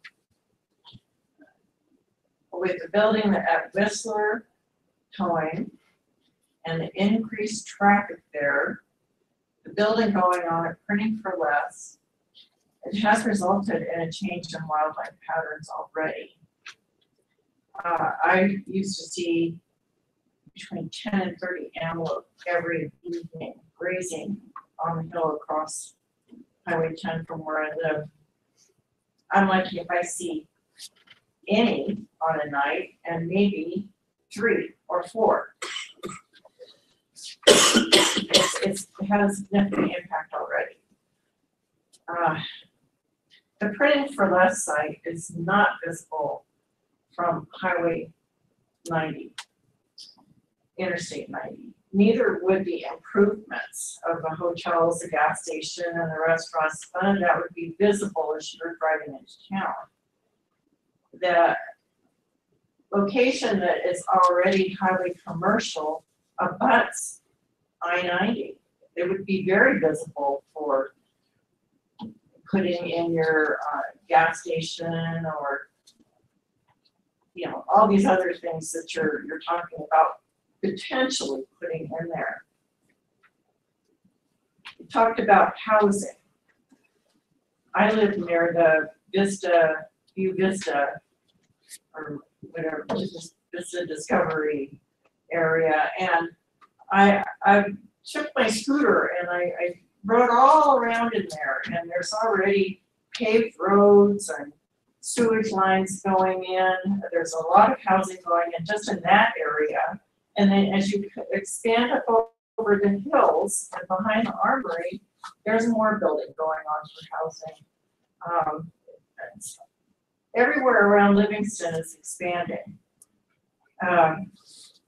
It's close enough in that area to ride bicycles to Printing for Less and these potential new businesses, if that's what someone wants to do. I really don't like the idea of losing or potentially damaging the wetland and changing more of the wildlife migration patterns. And I'm concerned about the night sky. I'm not quite sure about the light ordinances, how that works. But whisper towing is across the highway, across the railroad tracks from me, and at night. Just the lights they have on their buildings. I have slat patterns from my blinds on my walls. And that to me is light pollution. And they're, you know, pretty far away from me. So, those are my comments. Thank you. Any other public comment? Warren? There was an email sent from Jessica Wilcox for public comment because she couldn't be here. Would it be appropriate for me to read it? I think It is so. public comment. Yeah. Go ahead. We all got it. We all received the email. Jessica Wilcox, 617 North 8th Street, Livingston.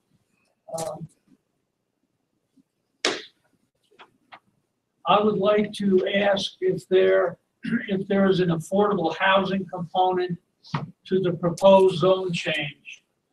Does the change in zoning allow for high-density residential?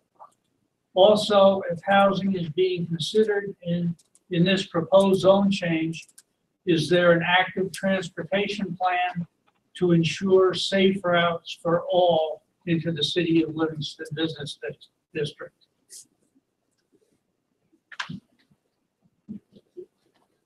Thank you.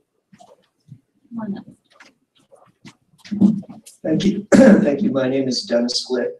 I live at 411 South Yellowstone. I've been a resident of Livingston for 28 years. I very much appreciate this opportunity to comment on the request by Praying for Less for a change in zoning from light industrial to commercial, highway commercial. This is an extremely important issue that will have significant impacts on the future of our community.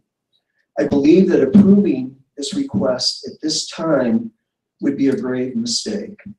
I also believe that the current growth policy for the city of Livingston is, according to professional planners I've spoken with, one of the most inadequate growth policies in the state and provides little guidance on decisions such as this.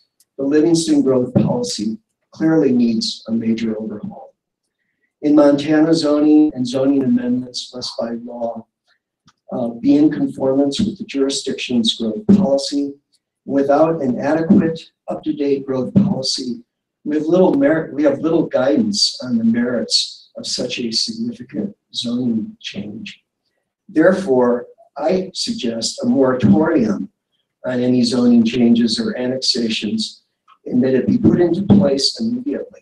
It's a matter of law and a matter of responsible community leadership. A moratorium would not prevent Praying for Less from expanding their light industrial operation, but it would give us, the people of Livingston, the time we need to craft our vision for the future of our community that meets our growth and development needs without sacrificing community character, downtown economic viability, and quality of life. I believe that this zoning change at this time would have the following negative consequences. The first is that it would set a precedent that would be hard to reverse. If, for example, in the future, you did not approve a requested zoning change from, say, a Love's Truck Stop like entity, you could very well open yourselves up to a lawsuit, even if the proposed development was unpopular with the majority of citizens. Two, economic studies have documented that edge development, particularly commercial development with large parking lots, generates less in tax revenue on a per square foot basis than downtown businesses, which could actually be negatively affected by this new edge development. And the cost to taxpayers of providing services to residential development gets larger and larger the farther out you get from the city center.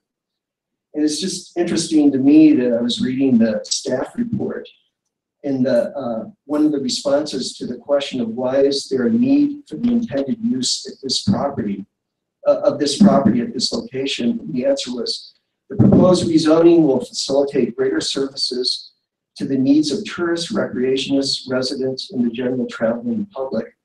I kind of thought that's what downtown was supposed to do. Number 3, existing businesses, particularly downtown businesses, which are struggling through this infrastructure improvement, could view this change as undermining their long-term viability. And finally, Livingston's competitive economic advantage over many other communities is its unique historic character and the fact that it hasn't been surrounded by sprawl and strip development. It's widely viewed as different, and different in a good way. Do we really want to become any place USA, but with a lot of wind? I guarantee this is what will happen if we continue this sort of piecemeal development without a comprehensive plan that clearly illustrates the future that it will all eventually create. Thank you.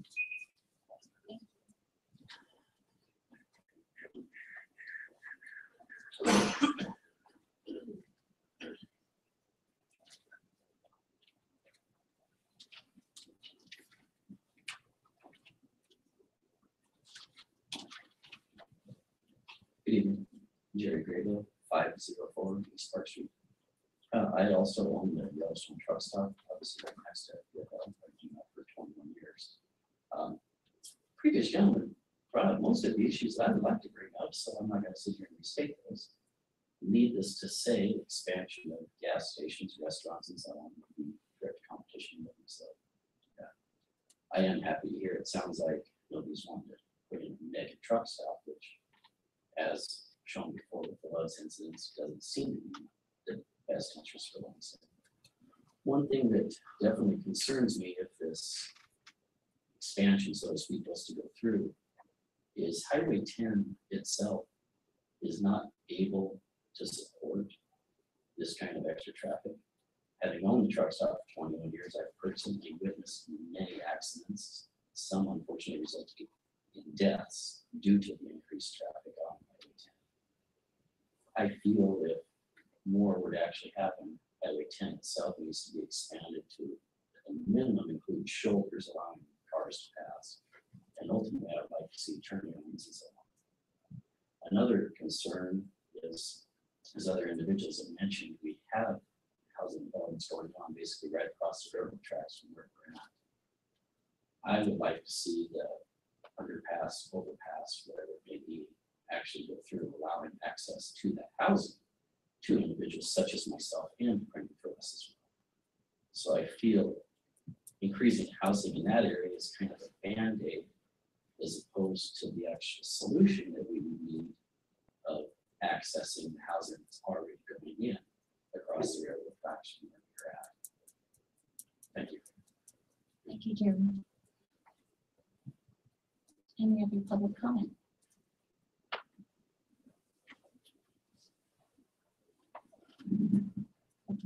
Don Platt, 229 South Yellowstone. I'm in favor for mixed use. We've lived in communities that had it. I'll give some examples. Roanoke, Texas, Westlake, Texas, Southlake, Texas. They do a great job with it. The problem is that they had really tight control over what they were doing. I don't know if Livingston has that. The gateway overlay, I don't think it applies to the current area, the current zoning, and I don't think it applies to the new one either. So that issue is kind of a moot point until that decision was made long ago. We're giving up control over it. So there's really very little that changes between these two zones. I think a gas station could be put in now, maybe one other thing, and the residential. Well, we've heard residential is an issue in the city. High density typically means more affordable. I hope that would be the case here. Where else are you going to put high density? We've seen just how slow the wheels turn here. You can't make a decision on anything. You mentioned overpass, underpass. Who knows if that's going to go in? The bane of everybody's existence that lives north of those tracks are the tracks. Well, you've got almost all R1 zoning up there. No one wants high density next to their R1 or R2. That seems like a logical place to put it. They don't deal with the railroad tracks. And all of the issues, I appreciate all the comments that happen. The wildlife. I live here, the wildlife. I had deer eat my new plants. I don't go out, hey, just move away, I like to see that stuff. I know it's gonna be impacted. Development, it just does that. Try to do as little as possible. But just think about that high density housing. Where else are you gonna put it? That seems like a logical place to put it. No one has to deal with the tracks. Services are already there. It looks like it's gonna be a nice development. Hopefully it's gonna be affordable for people. My comment is mixed use seems to work. I gave some examples of it. It's just that whole gateway overlay. How do you control what that look is going to be? And that's my real concern. Is it just gonna be a hodgepodge of junk? And I don't think so. PFL and Tech seem to do a really good job up there. So there's my comment. Thank you. Thank you, Dan. Any other public comments?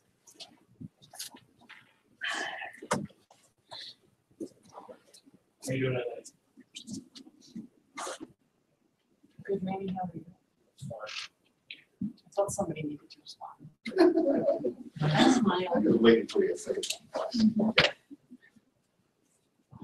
My name is Manny Getz, and I live at 302 Old Pine Park Road.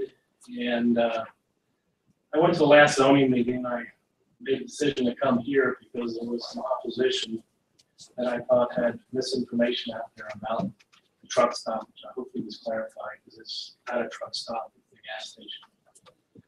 I was the gentleman that was working with Love's Truck Stop on the other side of town. They got voted down. It wasn't a truck stop, it was a travel plaza.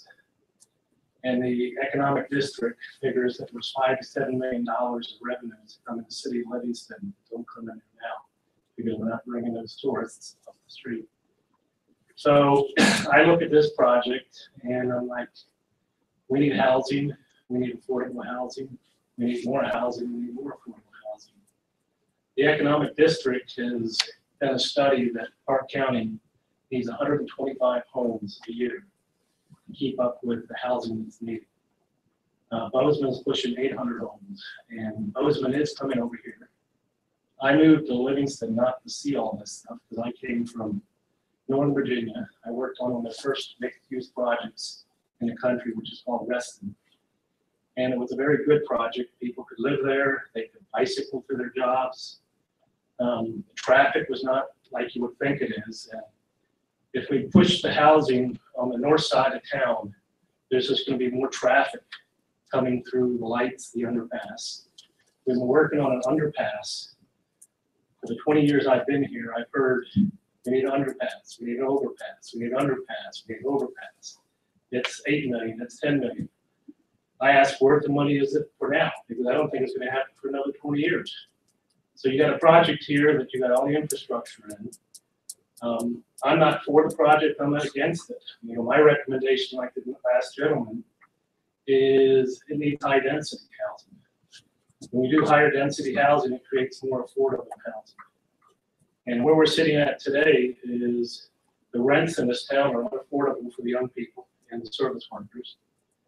If we don't create a demand for housing, then basically the rents next year are going to be $200 a month more than they are today. The housing costs are going to be $20,000 more, and we're just pushing our young people and our service workers out of the community. So, you know, my thoughts are, you've got an interstate there that people can get to. Regardless of what anybody says, I've looked at it, I've been on the boards. We are a veteran community for Bozeman. I don't like saying that, but that's what we are. And with the project on that end of town, they can hit the interstate. They can go over to Bozeman, they can bring their dollars back here. When they get back here, they can go to our restaurants downtown and service our downtown businesses, and we don't have all the traffic going through the middle of town and create congestion. The last month, I try to go downtown just for my business where I'm at. I can't turn down any road. You know, I sit behind people for, you know, the light turns and I'm still sitting there and not enough cars went through. So we're going to have the tourism. You know, that's what we've lived off in this community for, you know, 50 years. And now that we have housing needs, I think that, you know, our biggest focus should be on housing, and that's something that I think you guys can provide. Thank you. Thank you, Anna. Any other public comment?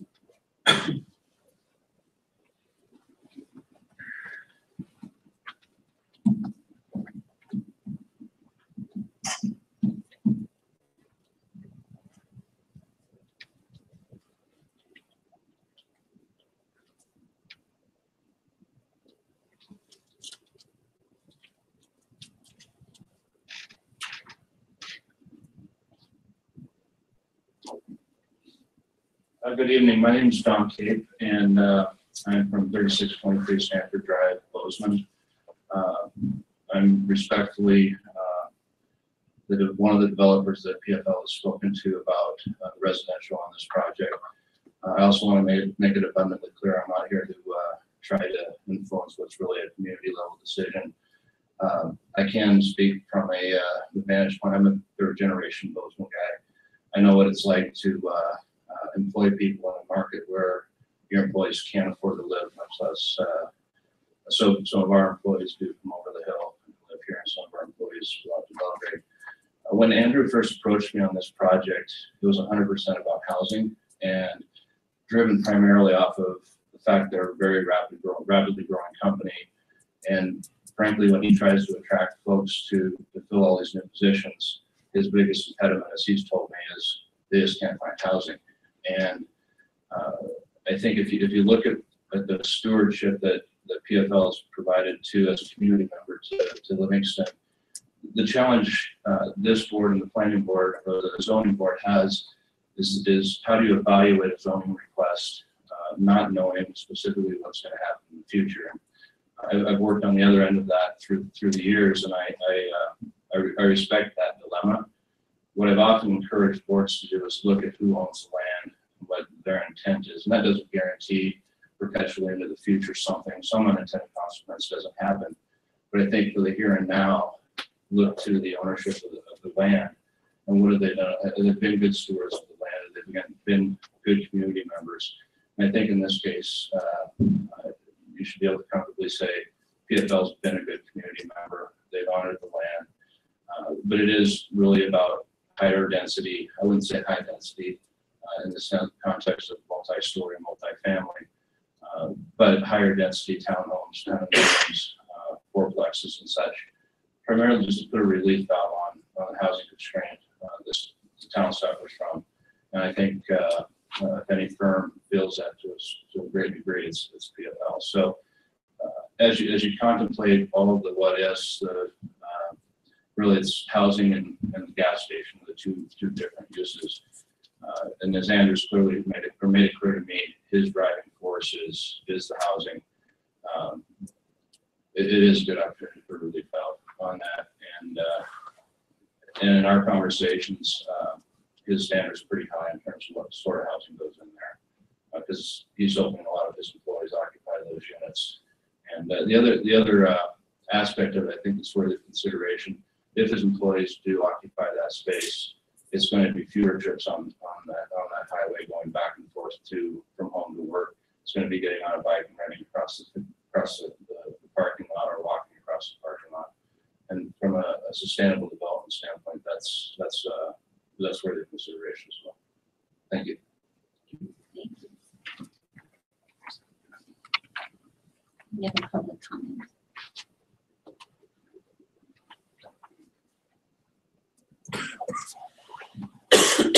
Hi there. I'll sign in when I'm done. My name is Teresa Maddox. I'm at 612 O'Grady Creek.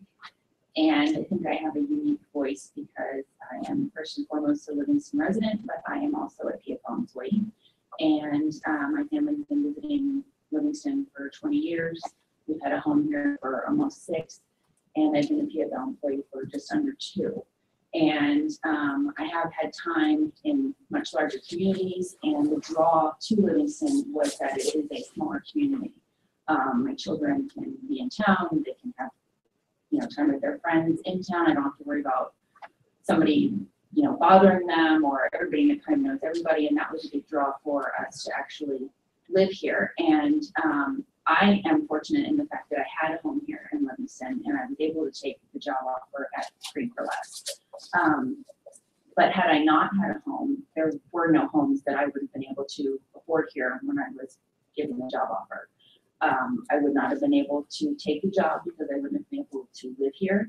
And the impact that would have, not just for me and my children, but also for the community, the time that I spend volunteering in the community would not be in Livingston. It'd be probably in Bozeman or Belgrade. The time that my children spend volunteering in the community and at their schools would not be at Park High and Sleeping Giant. It would be either in Belgrade or Bozeman. And I have to say that I don't live directly in town. I live just outside of town, over by the Coatdale area.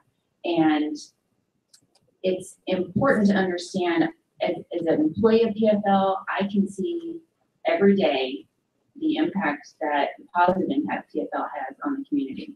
I see whether it's the club truck coming to deliver lunch, Preston Crumb constantly delivering lunch. If you go out at lunchtime, you're going to see a ton of PFL employees partaking in the local businesses. You go out on a Friday evening or even on a Saturday, you're going to see a lot of PFL employees at a lot of the local businesses and bring a lot of customers here. We are expanding dramatically, which has been mentioned. We are looking at another 100 to 150 employees that we would like to bring into the area. And it is very difficult from somebody who came from another area to say, okay, I want to take the shot, I want to work for this amazing company, what they stand for, what they do for their community, what they do for their employees. But I don't have anywhere to live, and we as a company don't have the answer for that. So I do think it's very important that there is residential that's made available. And I think from my experience working with several Fortune 150 companies and larger companies and international companies, that what PFL says they stand for, they really do. They care very deeply about their community. We recently had a large investment from Goldman Sachs, which would have allowed us to go anywhere if we wanted to, but we're committed to staying in Livingston because we know what that does to the community. And so I think from the perspective as an employee and a resident, I'm fully for those changes. Thank you, Teresa. Any other public comment?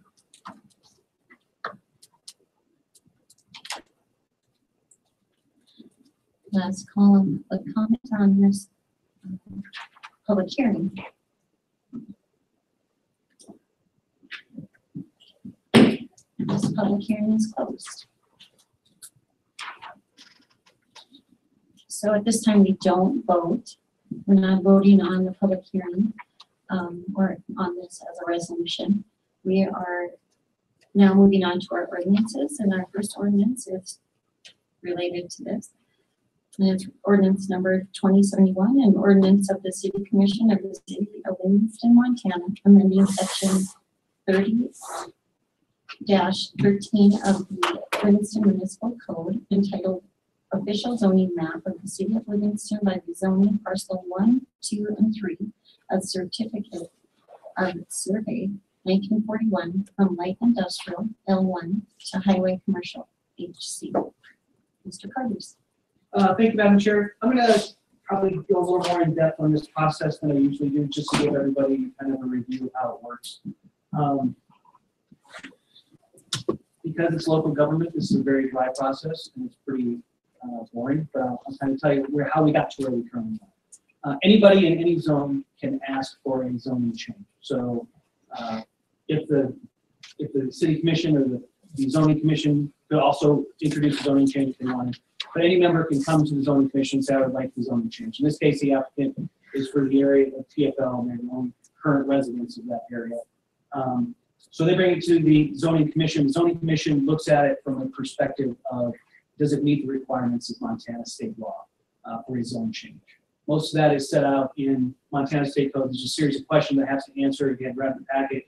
All those answers are in there. The staff, in this case, Jim Hall, the building inspector director, goes through that with them, answers the technical aspects of does it meet the requirements from code. That's put together into a report. It's presented to the zoning commission. The zoning commission discusses it. I think several of you were there at the zoning commission hearing. They then vote on a recommendation. So they, in this case, they amended the report slightly, voted to approve it unanimously, and sent it up to the city commission for consideration. So the zoning commission portion is just a recommendation, and now comes to the city commission. They review the recommendation from both the staff and the zoning commission, and we'll go forward.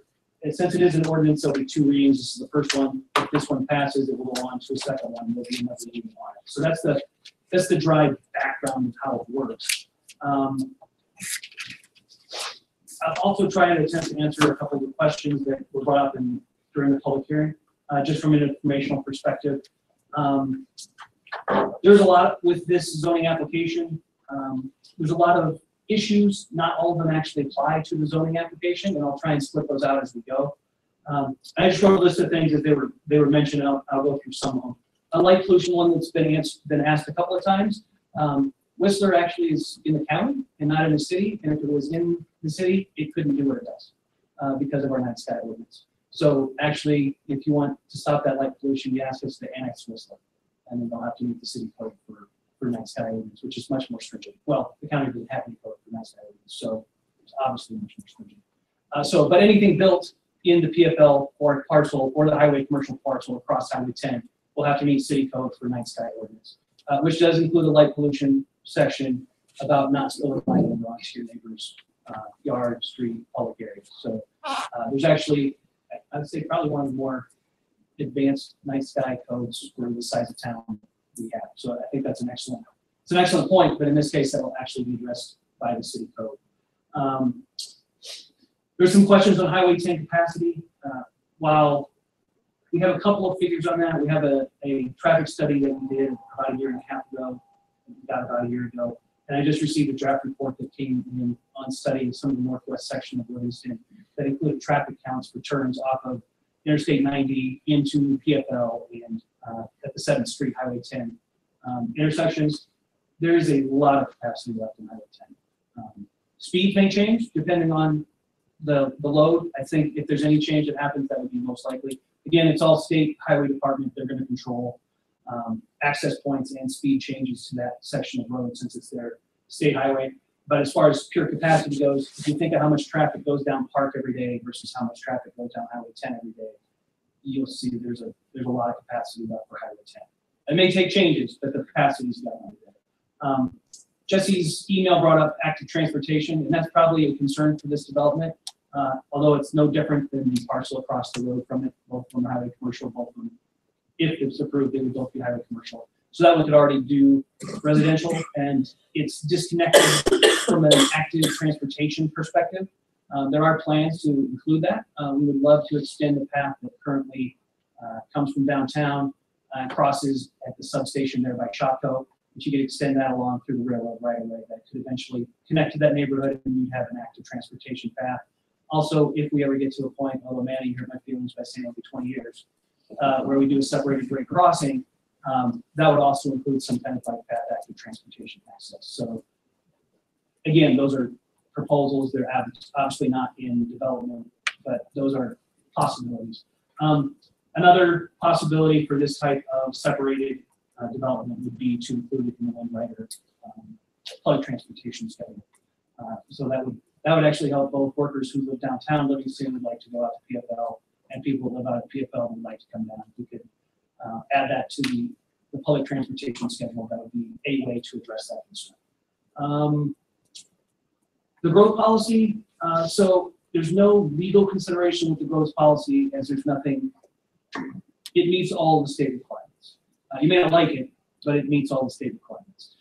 That being said, as long as it meets the state requirements, and as long as zoning change doesn't contradict the growth policy, there are no legal issues with it.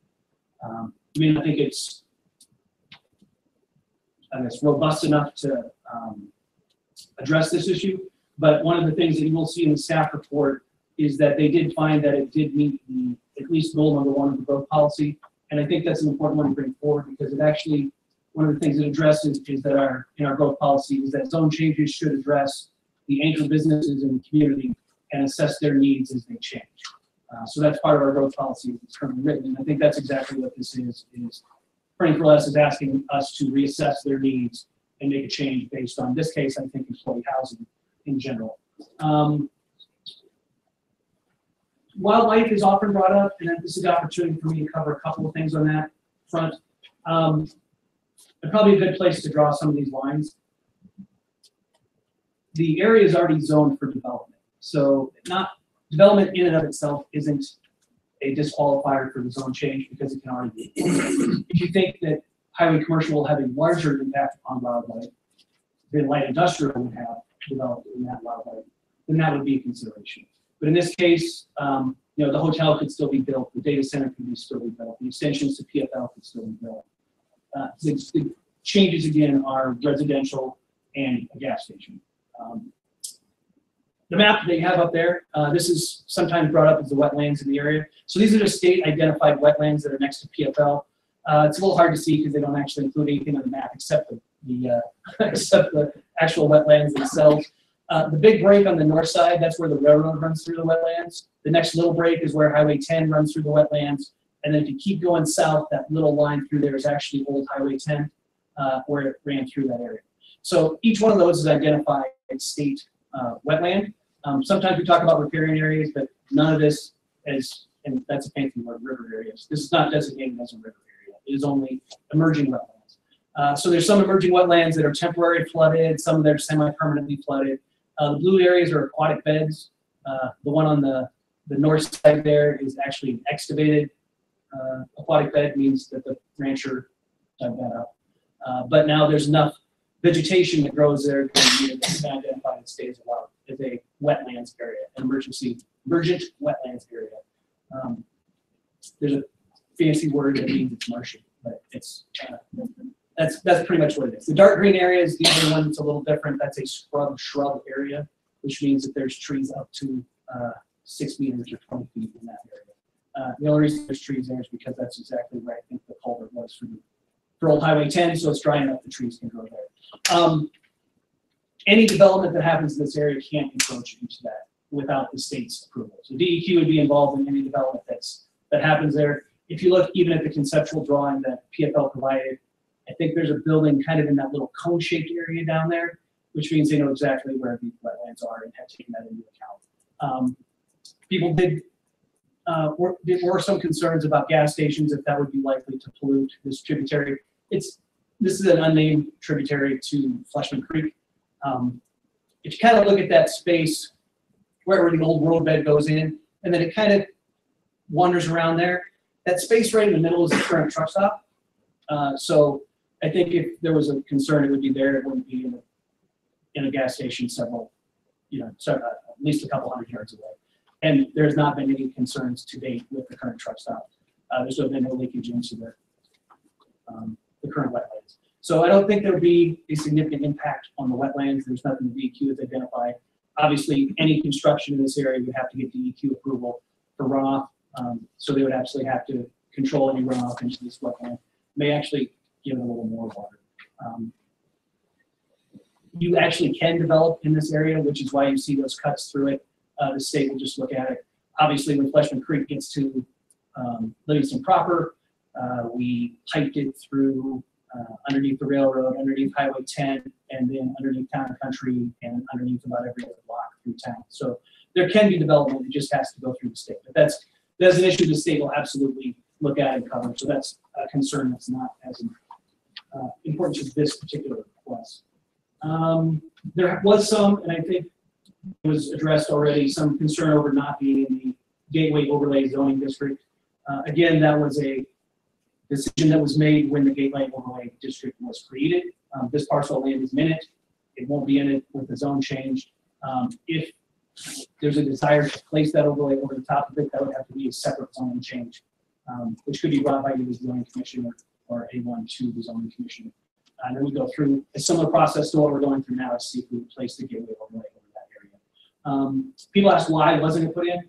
I think the main requirement at the time, and I'm not that much of a historian, but I think there's a square footage requirement in the gateway overlay at maximum square footage, and PFL would have been able to build their plant if limited to that maximum square footage, which is why it was exempted. So there actually was some thought put into it.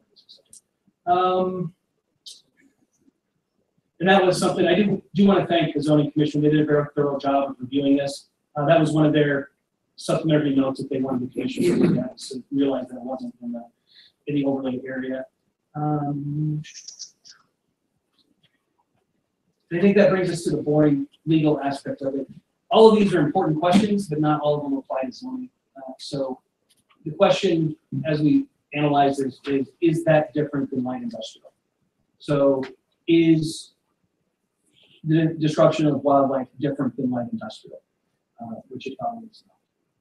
Is the demands on the city infrastructure different than light industrial?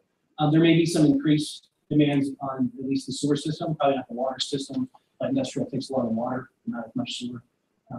One of the benefits of this development site is that the infrastructure has already been laid for PFL. The water is there, the sewer is there. We'd love to include some utility improvements if we get to a separated road crossing project to improve the water to that area. But that will also need to be done if any development is done on the other side of Highway 10, which is also currently being considered. So utilities are going to have to be upgraded if a large amount go in there. And I won't say the actual utilities don't need to be upgraded. I would just like it not to be on a district pump for water. That would be a little change.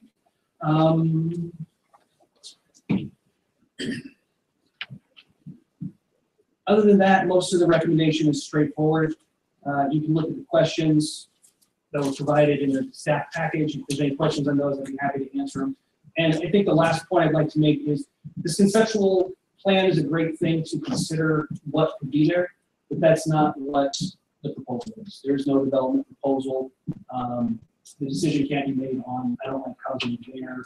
The question is it an appropriate place for housing? Because we don't know what the individual development will look like. Now, to that end, there will be another process when a development happens. They will have to come for subdivision approval before the commission. So there'll be another step before anything actually is built. And that's a different process for the planning board, where the developer will have to go to the planning board, go through the same steps, except answer more specific questions for an actual design versus just conceptual ideas. So while the conceptual concept is very nice, it gives you an idea what could be done, it is only a what could be done. And it doesn't restrict the developer from changing that. Once it is zoned highway commercial, they can put anything that meets requirements of highway commercial and meets the subdivision requirements and building codes once they actually start construction. So that I will leave it to the commission. So I will open it again to the public for public comment. If you have any questions or comments related to what's been presented so far before the commission discusses. Any public comment?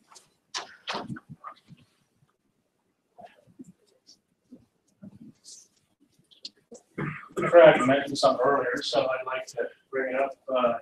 Right now, the property is zoned light industrial. And light industrial means a lot of things, and it's basically the key of it is industrial.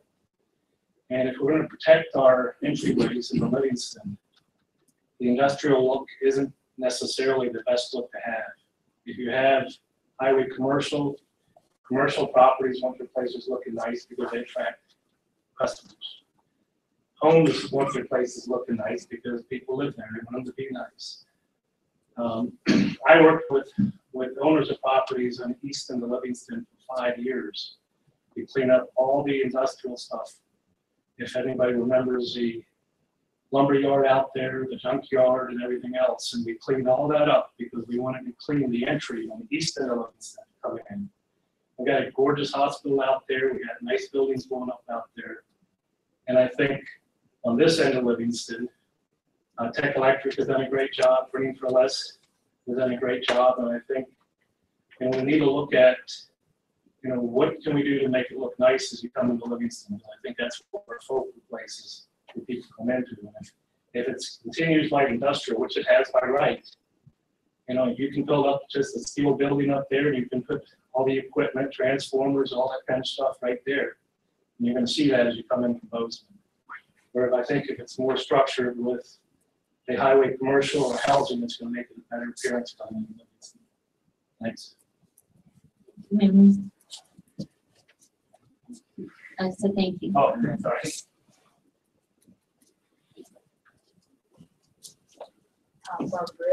I think Francolas has done a nice job and do employ a lot of people at good salaries.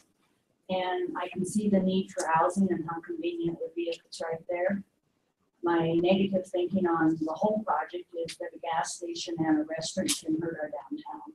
I'm not anti the housing at all. Figuring that you guys will figure all that out and that it would be maybe a plus for the housing situation. But I was in business here. I lived here all my life, 60-some years, almost all my life, been in Montana my whole life.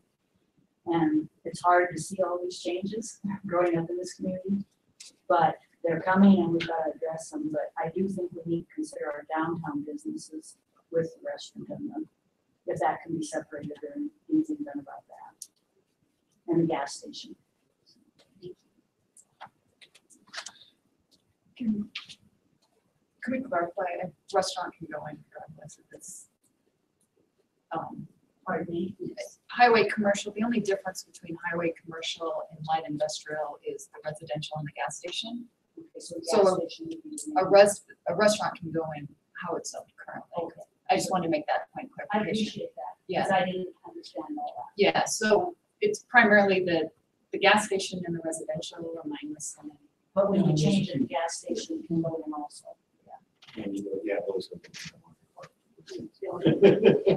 Building requirements are actually less for light industrial. There's less restrictions than for highway commercial. Well, my only concern with the gas station stuff is the gas station and the rest of it, and what it does to them. Thank you.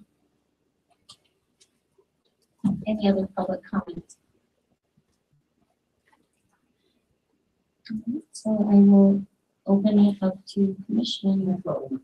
Yes, okay. I forgot, I did receive an email from Tracy Manuel. Did I get that right, Marissa? Yes. Manuel, she's our HRDC rep in the area. And from an HRDC's perspective, higher density housing is the key to this.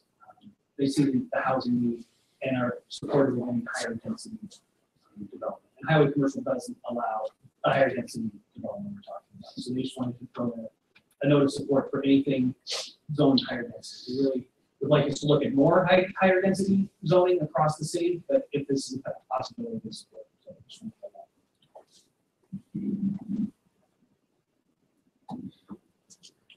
that. Commissioners, questions, comments? Sarah? Can we ask questions? Yes, we can. So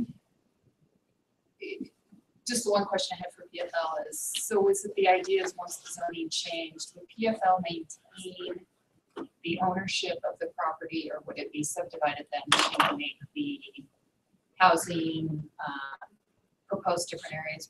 Would you still maintain an investor perspective, or you just subdivide and sell?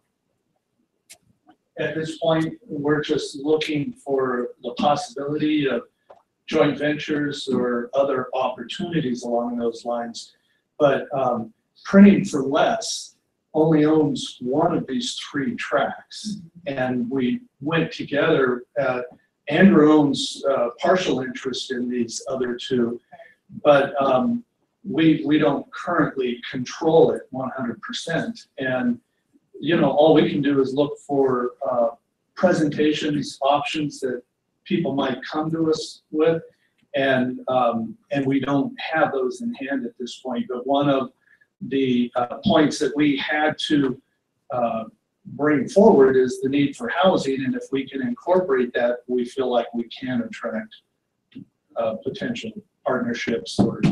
But you know, I can't make any guarantees exactly what that structure would look like. No, I realized that my only question was it the intent to maintain the property under the current ownership, or is the intent to subdivide and sell to developers? That's my question. And you just don't know at this point. Yeah. Okay. Yeah, That's all I needed to we're know. way too early in the process. This is kind of the first step to try to define what options could be, so that we might be able to enter into some of these values. But I just think it's important when people are making comments of what a nice building PFL has developed, and they'll make nice buildings in the future.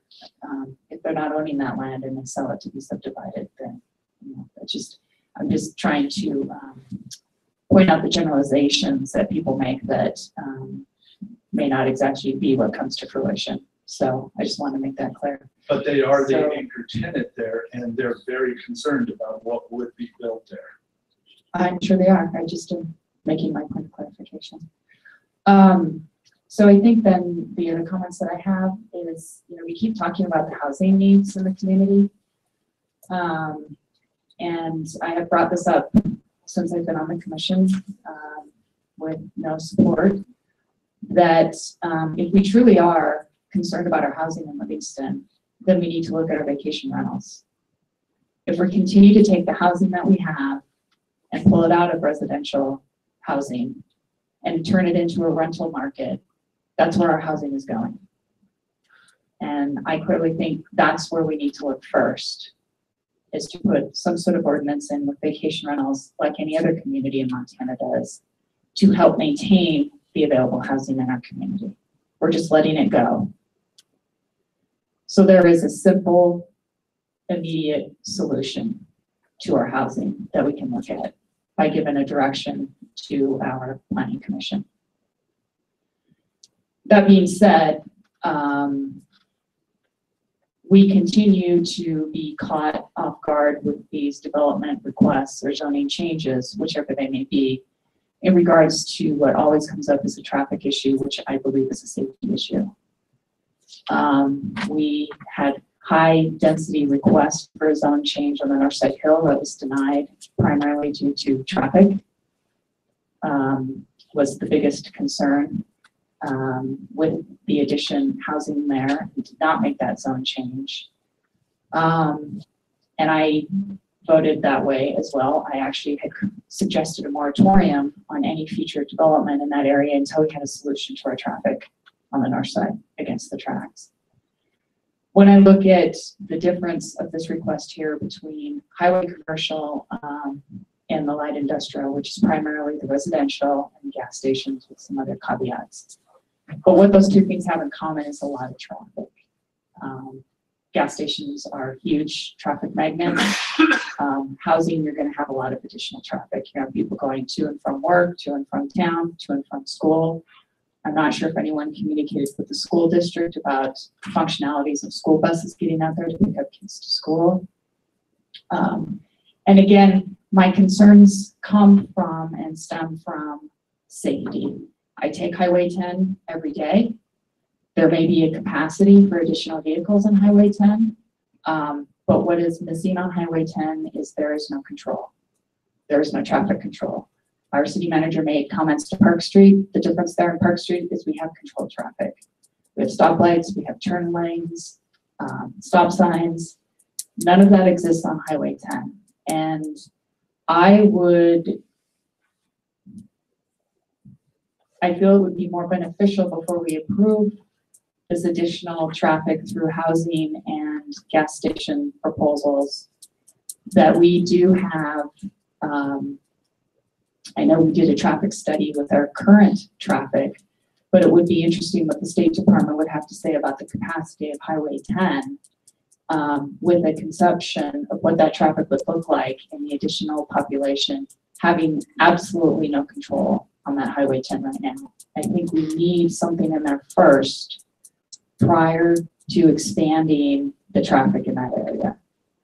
So the Highway 10, I'm not sure how many people actually take that when they're headed east or west, but it's unique in the fact that it has almost that, I'll say 45-degree turn, but I'm sure it's not, more of a 90-degree curve, but it's also on a slope. And so it's very difficult to see if you're coming into town on the upslope of that turn, of people turning into PFL or people turning back out onto Highway 10 to head back west to Bozeman.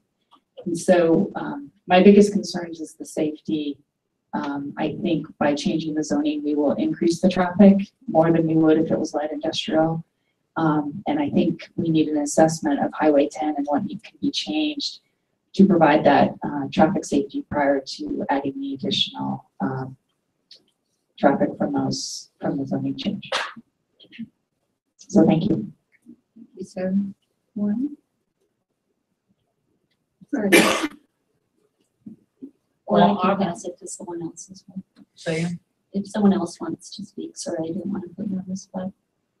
well, no, there's, this is, for me, it's a pretty difficult question because I'm retired, had a commercial printing business, and I'm familiar with printing for less just from trade journals from when they started. And on the one hand, you probably couldn't find a better company in terms of how they've always functioned, but how they've chosen new directions to go in. There's a lot of defunct printing companies these days. They're not even close. On the other hand, and there are no guarantees. I know with reference Goldman Sachs just, I believe, made a $25 million investment in the company. There are no guarantees as to who's going to own it 6 months from now. I would like to think that it would keep going exactly like it's going now. Again, because it's excellent. I would like to see them, after hearing the negative aspects that people have brought forth, the majority of what I've heard says that the zoning should be changed. There's no comparison between printing for less and the truck stop that was going to be put at the other end of town. None. That, by the way, was going to contribute $6,400 a year in taxes to the city and all the headaches that come with it. Printing for less is in a whole different league. Again, part of me, the majority of me, would like to see the zoning change.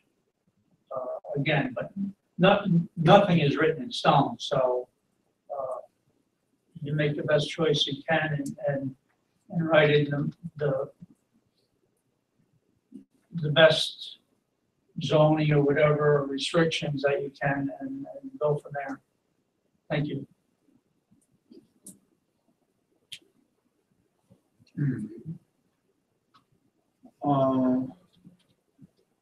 I don't see much difference between 89 coming off 90 the other way and the difference between Route 10.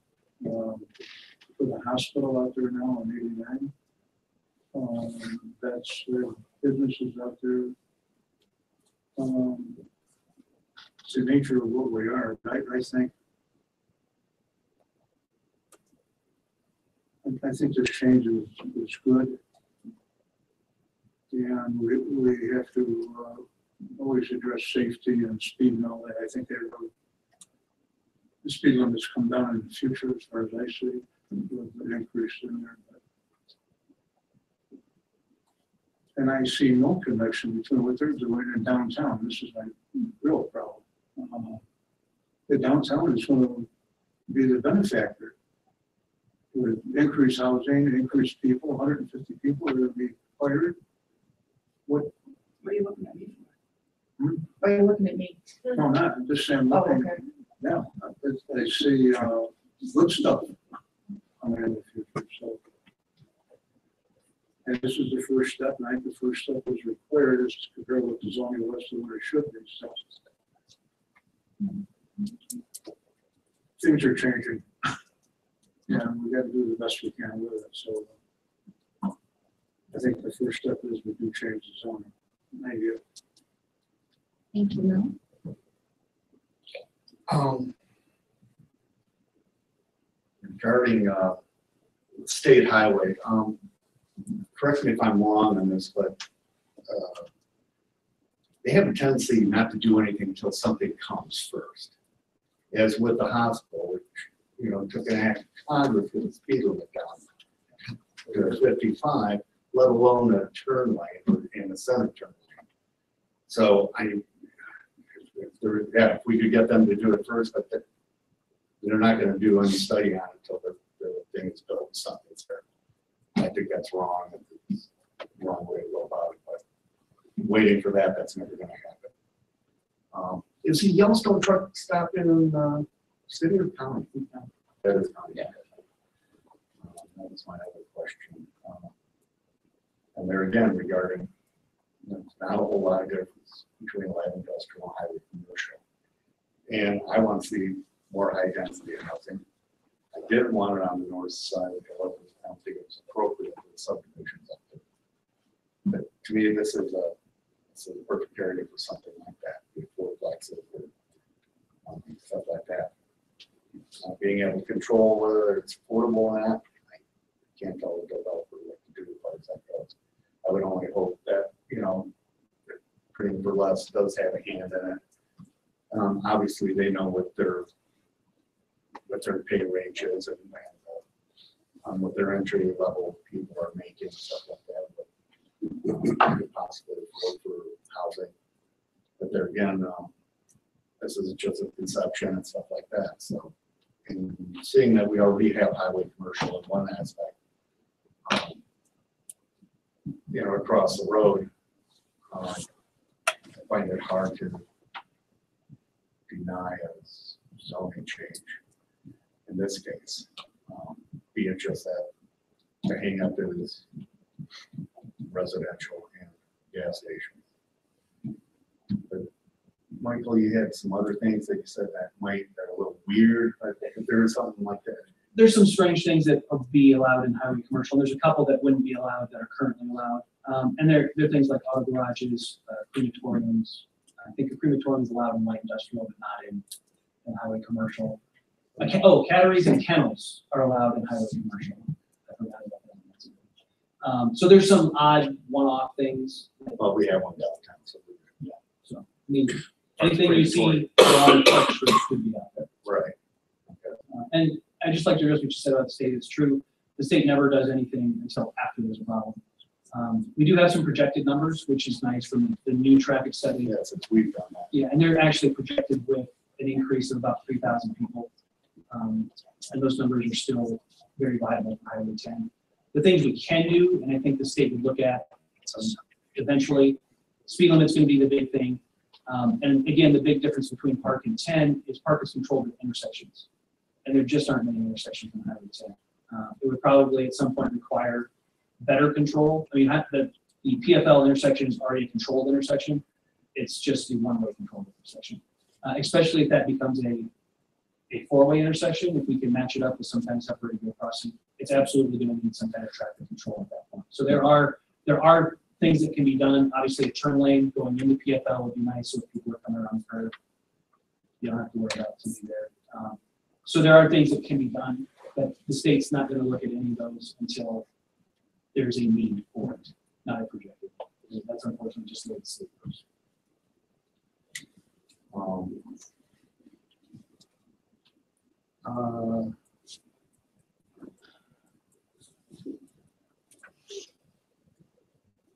Unless there's a way to, well, it's going to make a lot of sense to amend light industrial to allow residential.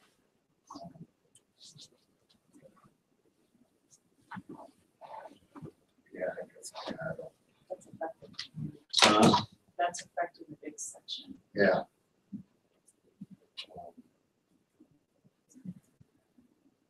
Okay, I mean, I have one question for them. I state your opinions and statements, I guess. When it comes, I want clarification on highway commercial density, housing density. What I cannot recall what the numbers are for density.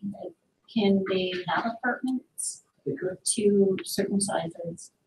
They could have single family homes and anything in between for highway commercial, correct? Yes. Versus R1 is just single family. Right, it has a minimum square footage per lot.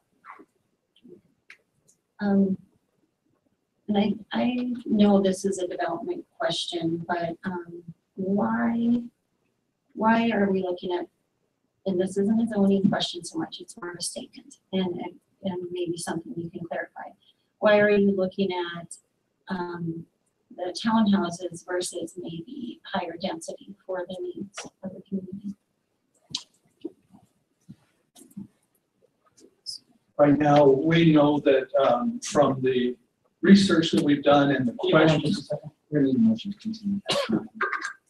It's not here, it's not. Oh, it's not here, you're right, sorry, I'm off that one. Okay, I'll be real quick. Oh, we have a half an hour. We're just trying to respond to the questions and the desires that are out there.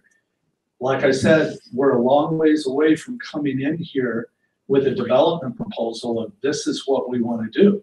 We've still got research to do. A developer is going to do that research. They're going to look at what the needs assessment is and then put a plan together once, you know, it's allowed out there. And then at that point, we have to come back in front of everybody here numerous times for any land use change or large development proposal. And everybody gets to have their say again and make suggestions or recommendations on changing what we might do. But right now, it's very conceptual. And we're just trying to put something out there so that, because we were asked, you know, we got to have some kind of concept of what you're thinking. So that's what we did. So like the gas station and the restaurant are just concepts. Just concepts. And The housing of some sort that you're wanting. The housing, you know, is something that we're really after right now because we need housing for new hires and people coming into our community, and we'd like to keep them in Livingston and not have them over the hill or something. Thank you. That's all I have as far as questions for you. I think I have two major concerns. And the first one is I feel that by adding higher commercial and housing, I'm really concerned, and I'll state my opinion on housing in general after, but I'm very concerned about it's almost like an isolated island of community without any access to downtown or any access to the schools for the people that live there. Now, yes, driving your car, yes, you can get safely to town, but there's no access as far as sidewalks. I know in your plan you had some discussion on trails, but it's only within the location of the property. I know kids are going to live there and kids ride bikes in Livingston. Just check the bike racks out or at any school. And so I'm very concerned about that. And I know other commissioners have stated safety being a concern. And I don't see that changing quickly, so I am very concerned in general on it. Also, I would hope that we change towards the gateway requirements when it comes to this project, because I find that to be one of our best works as far as what we do to beautify our community and the expectations, but it's not required for this decision. I just want to state my opinion on it. When it comes to housing, I'm a huge supporter of affordable housing for our community, and there's no guarantee that this is going to be affordable because there isn't really. I mean, I think all of housing is not affordable in our community now, where one bedrooms are $1,000 for them. But I know we also need housing, and what I do like about this project is where it's located, because we are not going on to the north side where single house or family houses are mostly being built at this stage, and then people are struggling to have access to the other side of the tracks. So I do like that. That's, I think, the number one thing for me as far as the location is that. So at this stage, I still feel like I have a love-hate for this ordinance change because I see really great things and great potential, and then there's things that really worry me: the isolation, the safety for people on bikes and kids, and like I said, I don't see that changing. So at this time, I guess that is my opinion on the issue, but we are to a point of final discussion for everyone else. Anyone else have anything they want to add? I do. With regard to public transportation, I am on the board of the Wind Rider Transportation. And we did have a stop out at PFL. It just, and they're one of our partners, they do our printing and stuff like that. It just wasn't being utilized. We do have a new bus. It does have a bike rack on it. As the needs arise, that's where our stops go. And we have found that the high school is probably our number one popular pickup point for kids. And, so, at least the community is addressing some of these issues and, that way. So, trail, a separate trail for bikes and pedestrians out there would be great. But, anytime we do that public transportation, we just want to, so we are moving forward. So, thank you. Another motion comment? So at this time, we ask for a motion to move this forward, correct? This is the first reading. We will need again to vote on this issue, so this isn't a final vote. Correct? Am I saying that correctly? This is a first reading, so if this is approved, it will go on. And then at that time, if it passes, it takes 30 days to take effect at that time. So do I have a motion from the commission to? Yeah, make a motion that we, yes, ordinance 2071. I'll second. So we have a motion by Friedman and a second by Meady. Roll call, please. Commissioner Holbrook, Chairperson Hoagland, Yes. Commissioner Schwartz, 4. Commissioner Friedman. 4. Commissioner Sandberg, Against. Commissioner Meady, 4. Motion passes. Thank you, everyone, for your comments tonight.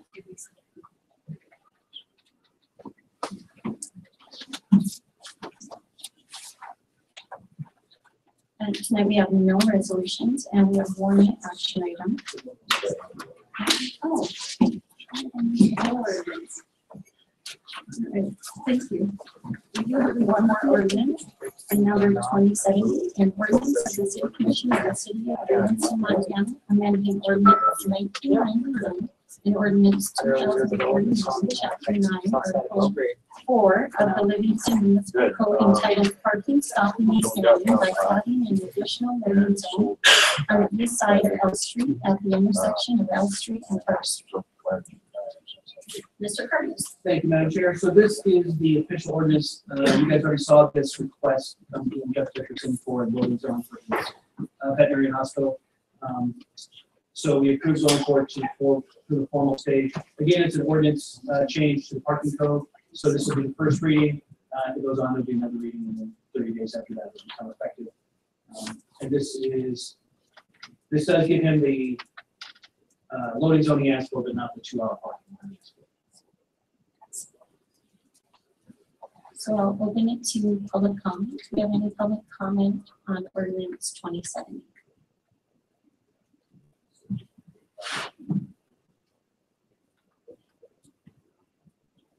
Any commissioner comments or questions at this time? Okay. Yes, Kayla Richardson asked about Kenyon Noble's situation, and they do have a 2-hour parking sign there. I don't know when that was put into effect, but it is on there. From the alley to Park Street, their building side of the street. There's nothing on the other side. I just want to make a point of clarification. We did look into that. For be that as it may. Anyone else have any questions or comments? Ordinance 2070. Do we have a motion from the commission on? I make a motion to pass ordinance 2070. I'll second. No motion. We have a motion by Friedman and a second by Schwartz. Roll call, please. Chairperson Hoagland, Yes. Commissioner Schwartz, Four. Commissioner Freeman. Four. Commissioner Sandberg, Or Commissioner Maybe. Four. Motion passes. We have no resolutions tonight. We have one action item to discuss the scheduled tour for the water reclamation facility. Madam Chair, so it's the standing invitation for a facility tour. Obviously, it's only business hours for the week, unfortunately, because that's when contractors are here. But if there's a date and a time that works for the majority of you, or as many as you can get, it's fairly impressive to go down and take a look at how far we've come on that. It is massive, and it's starting to come together, and it's nice to look at. So if you have time, I highly recommend trying to get down there and see it. I'm wide open. Yeah. I'm not available, but you guys know that. I like you wide open. I'm open like beginning next week, but not at the end of next week. Very good. I'm not available Tuesday the 24th.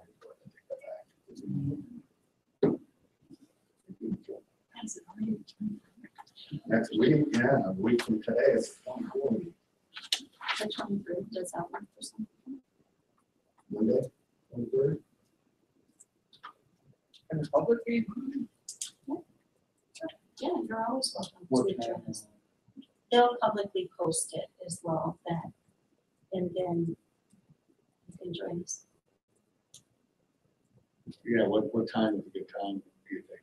Oh, Jen, is there a particular time those guys, it's better or worse? It's pretty much any time. Anytime between 6:30 and 6 at night.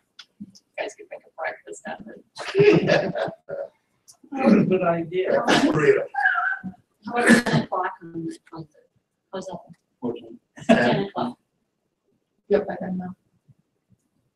Man, he's got everybody accounted for, he's best by that time. I know, that's why it's a show.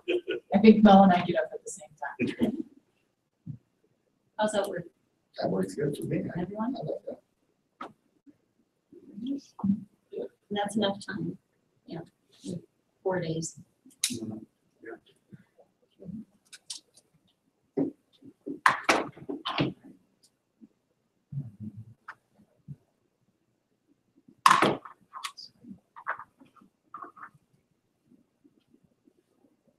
So 10 o'clock on Monday, the 23rd. Meet at, You just need public works, that's how. We can meet at the conference room.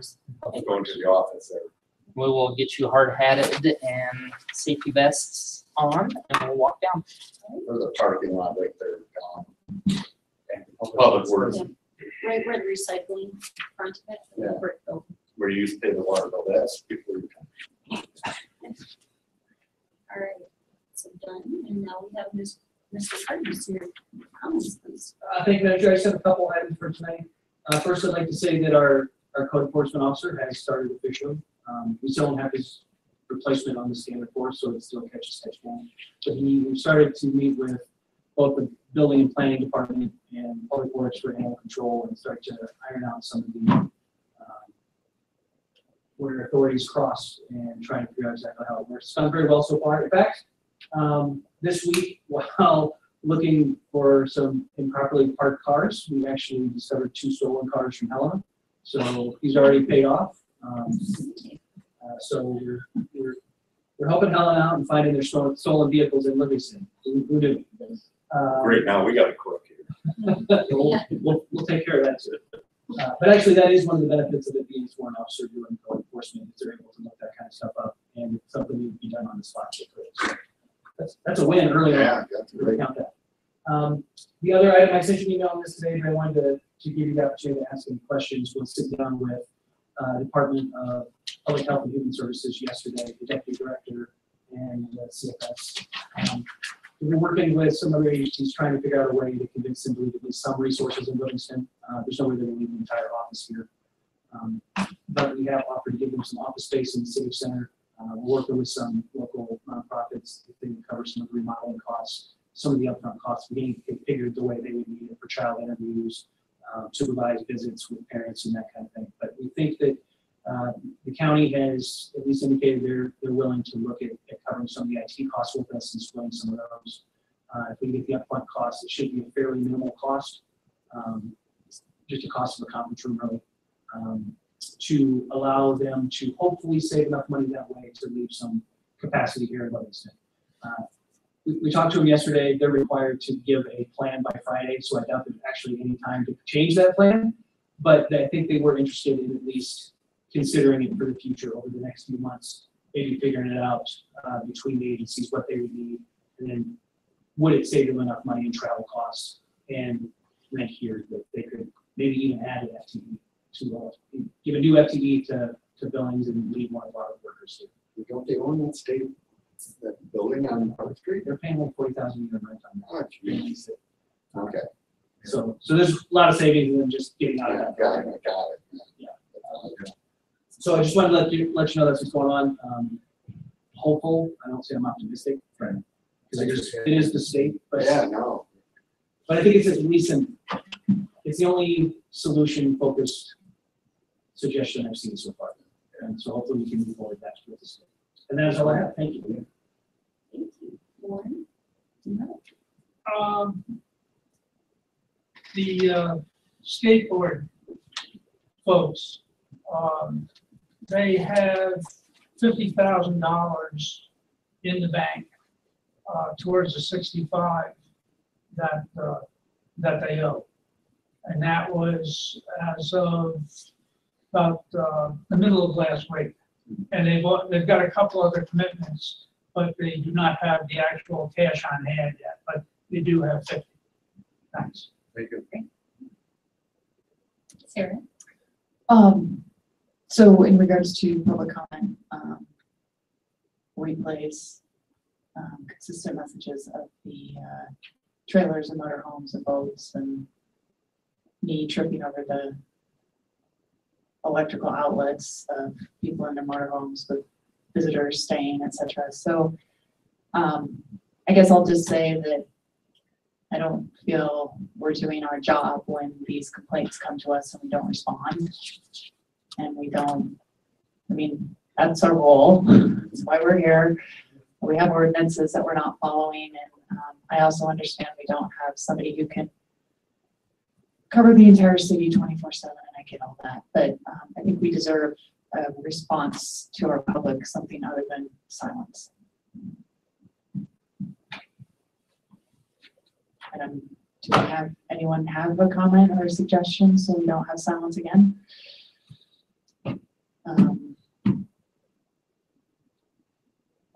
We have the authority to make it a priority as the commission of something to look at. Would you like to put it on a future agenda as an action item to discuss that ordinance? And the city's enforcement of it? Perhaps not long 5 days for it, but Yeah, I'd like. Don mentioned, maybe. I mean, yeah, I guess I just, I don't want it to become this round table where, because we can't be everywhere at all the time. I mean, you're always gonna have people who are gonna violate a code. Yeah, and I think it's too hard to enforce.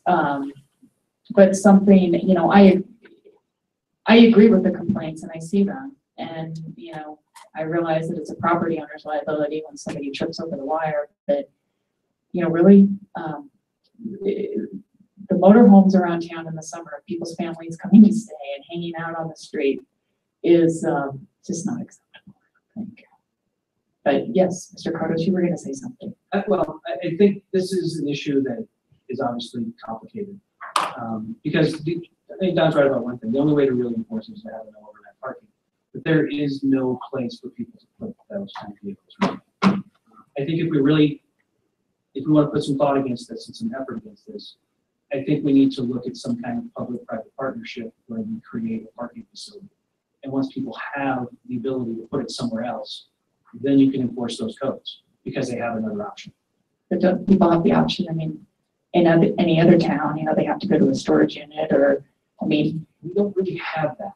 Yeah, we do. Yeah, we do. We have them all over. There's storage units, but not where you can take an RV. Oh, no, out at the east end. East end of town. Because I was gonna take mine out there and get it on my backyard. I don't think the capacity is very. Might not be capacity, but the need is there. And Yep, sounds like a good opportunity. I mean, I get all that, but in reality, you know, we have people in town, if they don't have a place to park this stuff, they shouldn't be buying it. And we're enabling them by saying, oh, well, we realize you're buying it and have no place to park it, and we're gonna wait till we have a solution for you for that, which I really don't believe is our role. I mean, we have a code that states we don't want this stuff parked, dirtying up our streets, and that's the issue. It's not that, you know, where are we gonna tell these people to park it? I don't really think our role. Well, I guess maybe I misunderstood what the concern was. If the concern is just you get 5 days and no more, but. Well, the concern is it's just, that's why it's worth bringing up. we're not, go ahead. Yeah. I would back you up looking at putting stuff on the agenda, changing the ordinance. Or amending the ordinance. So it's easier to enforce, or? Well, I think it's impossible for us right Well, now. is it gonna be more enforceable by adding less or taking away days? I don't know if that. Or just eliminating it overnight at all, and I think there's a problem. You have to find a place to. Yeah, but if we're not gonna enforce that, then, you know, we're right. Well, It no, doesn't matter. Well, it makes it easier to enforce instead of marking entirely something well off anybody. Unless you see grass growing under there, but I do see that around town. Warren, can I say one quick thing? Sure. So, Warren wants to say something. So yeah, several years ago, the BID was going to investigate somehow using school parking lots. And it was never followed through on. But that's the only option that I'm familiar with. An option for what? For parking,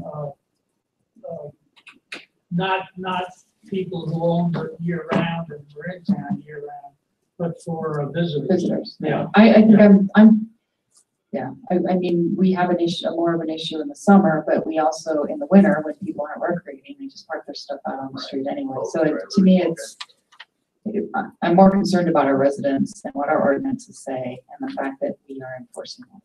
I guess is where I'm coming from.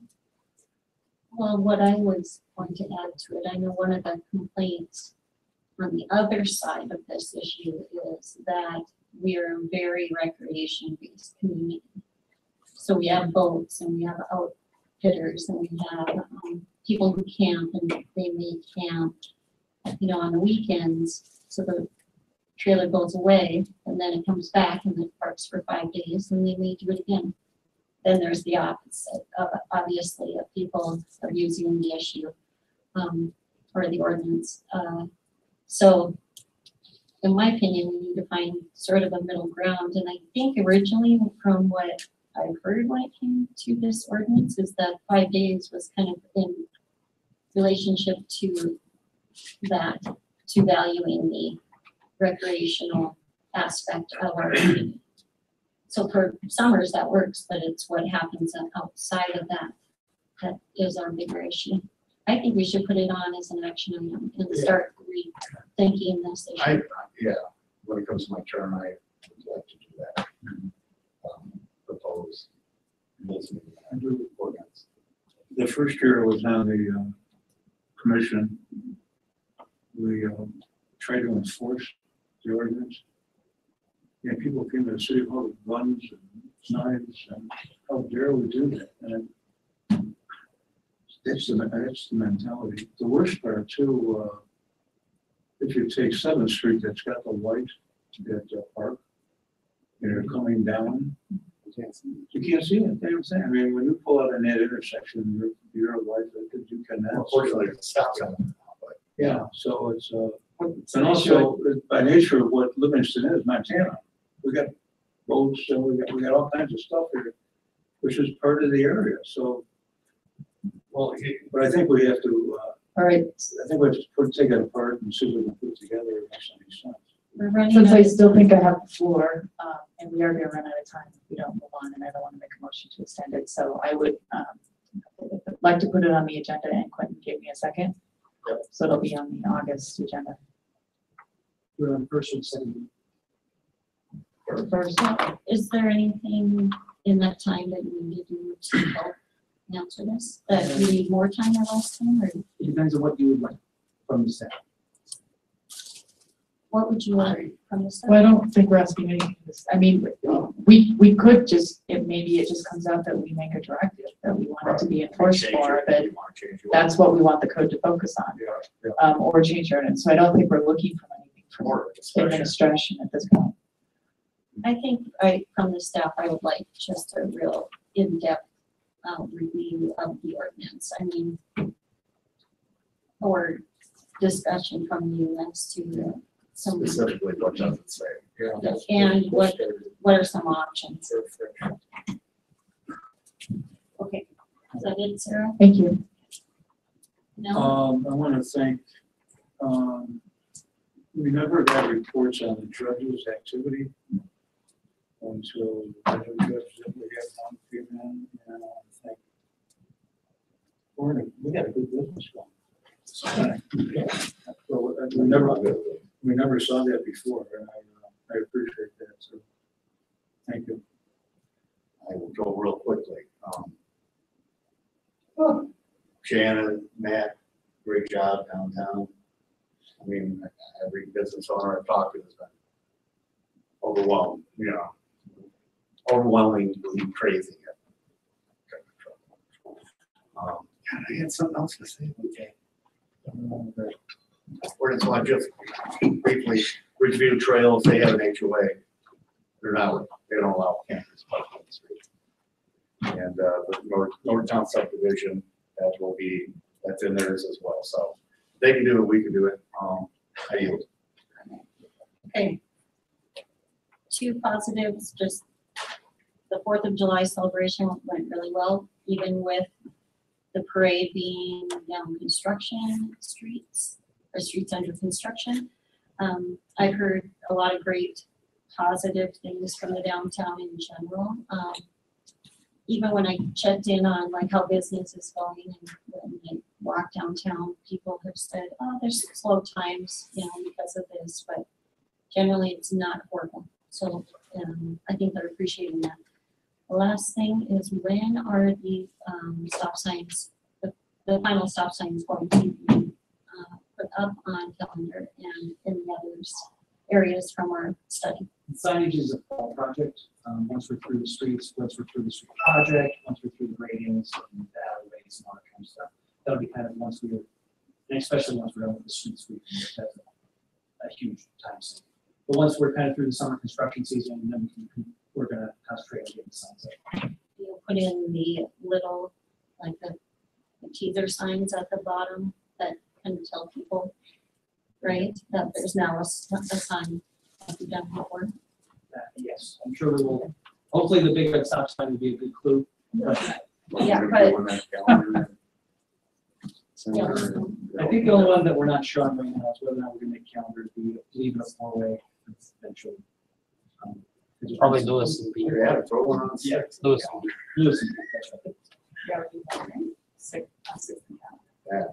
Calendars get all in. Well, that is, so that will be in the fall. That would be nice. 5 years, I think. All right. So, do I have a motion to adjourn? I have a motion by Fritz and a second by Friedman to adjourn this meeting of the Livingston All in Favor City Commission adjourns at 9:29. And 30. Okay, Mr. But is it 3 seconds? Yes. We can formally. Yes. I just want to tell you. I know, me too. Okay. We can take some action. You never know when I don't really want. Like it's